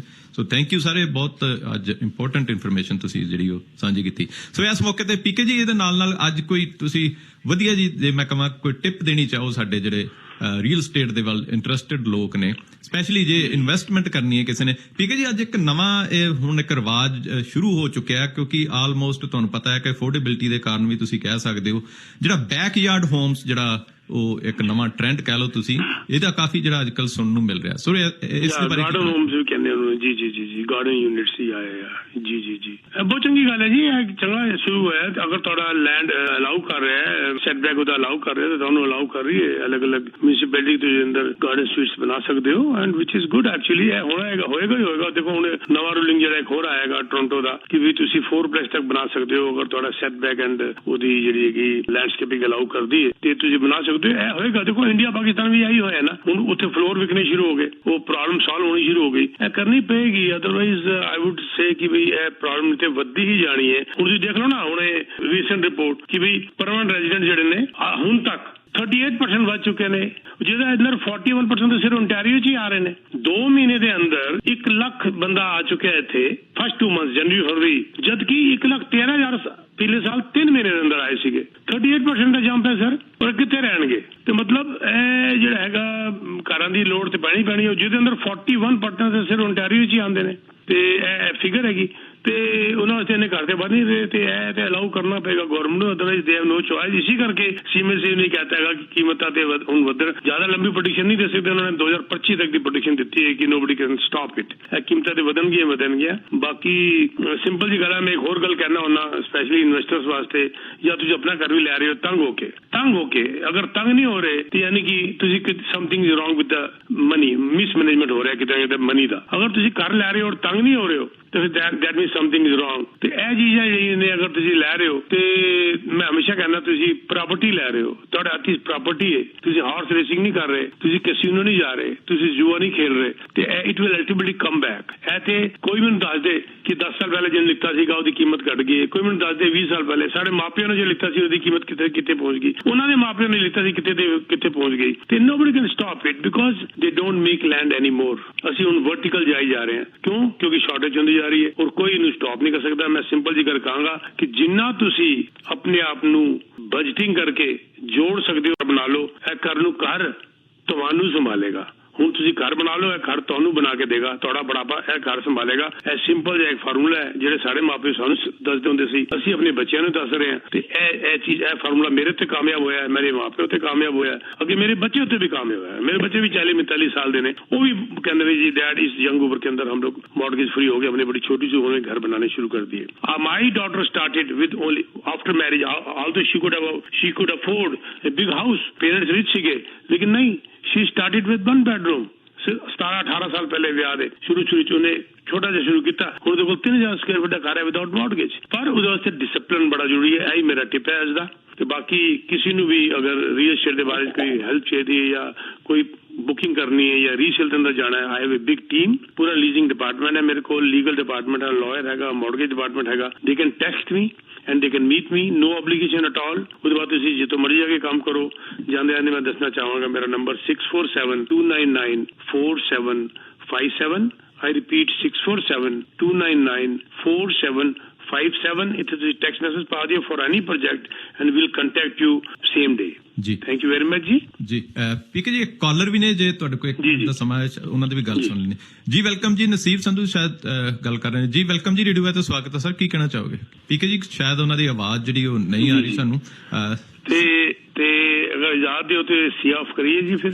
ਜੀ ਬਿਲਕੁਲ ਸਰ, ਬਹੁਤ ਸ਼ੁਕਰੀਆ। ਤੁਸੀਂ ਸਰ ਕੋਈ ਪ੍ਰੋਜੈਕਟ ਹੈ ਤੁਸੀਂ ਉਹਦੇ ਬਾਰੇ ਅਨਾਉਂਸ ਕਰਨਾ? ਤੁਸੀਂ ਇਸ ਵਕਤ ਮੈਂ ਦੱਸ ਦਿਆਂ ਕਿ ਐਟਲੀਸਟ ਦਿਸ ਈਅਰ ਜਿਹੜਾ ਸੀਗਾ regular, I am top producer there. ਮੈਂ ਹੋਰ ਉਹਨਾਂ ਕੋਲ 5 ਯੂਨਿਟ ਲਿੱਤੇ ਸੀਗੇ ਲਾਸਟ ਵੈਨਸਡੇ ਨੂੰ। ਮੈਂ ਕਿਹਾ ਸੀ ਮੇਰੇ ਕੋਲ ਆਉਣ ਵਾਲੇ ਨੇ, ਉਹ ਆ ਗਏ ਸੀ ਫਰਾਈਡੇ ਨੂੰ। ਸੇਮ ਇਨਸੈਂਟਿਵਸ ਮੈਂ ਜ਼ਬਰਦਸਤ ਦੇ ਰਿਹਾ। 2 ਯੂਨਿਟ ਮੇਰੇ ਕੋਲ ਬੱਚੇ ਸੀ ਜਿਹੜੇ ਅਨ ਹੋਲਡ ਹੈਗੇ ਨੇ। ਆਈ ਹੈਵ ਟੂ ਸੀ, ਅਗਰ ਨਹੀਂ ਹੈਗੇ ਤੇ ਮੈਂ ਦੇ ਸਕਣਾ ਉਹ ਦੋਨਾਂ ਚੋਂ ਕੋਈ ਇੱਕ। ਤੇ ਯੂ ਕੈਨ ਕੰਟੈਕਟ ਮੀ। ਔਰ ਕਿਪਲਿੰਗ ਕਾਉਂਡੋ ਦੀ ਬੜੀ ਚਰਚਾ ਚੱਲ ਰਹੀ ਹੈ ਤੇ ਉਹਦੇ ਬਾਰੇ ਚ ਵੀ ਅਗਰ ਕਿਸੇ ਨੇ ਕੁਝ ਇੰਟਰਸਟ ਦਿਖਾਣਾ ਤੇ ਮੈਨੂੰ ਤੁਸੀਂ ਟੈਕਸਟ ਮੈਸੇਜ ਪਾ ਦਿਓ 6472994757। Thank you very much sir. ਬਹੁਤ ਸ਼ੁਕਰੀਆ। ਥੈਂਕ ਯੂ ਵੈਰੀ ਮਚ ਪੀਕੇ ਜੀ, ਤੁਸੀਂ ਵਾਈ ਮੀਡੀਆ ਨਾਲ ਜੁੜੇ, ਬਹੁਤ ਬਹੁਤ ਸ਼ੁਕਰੀਆ।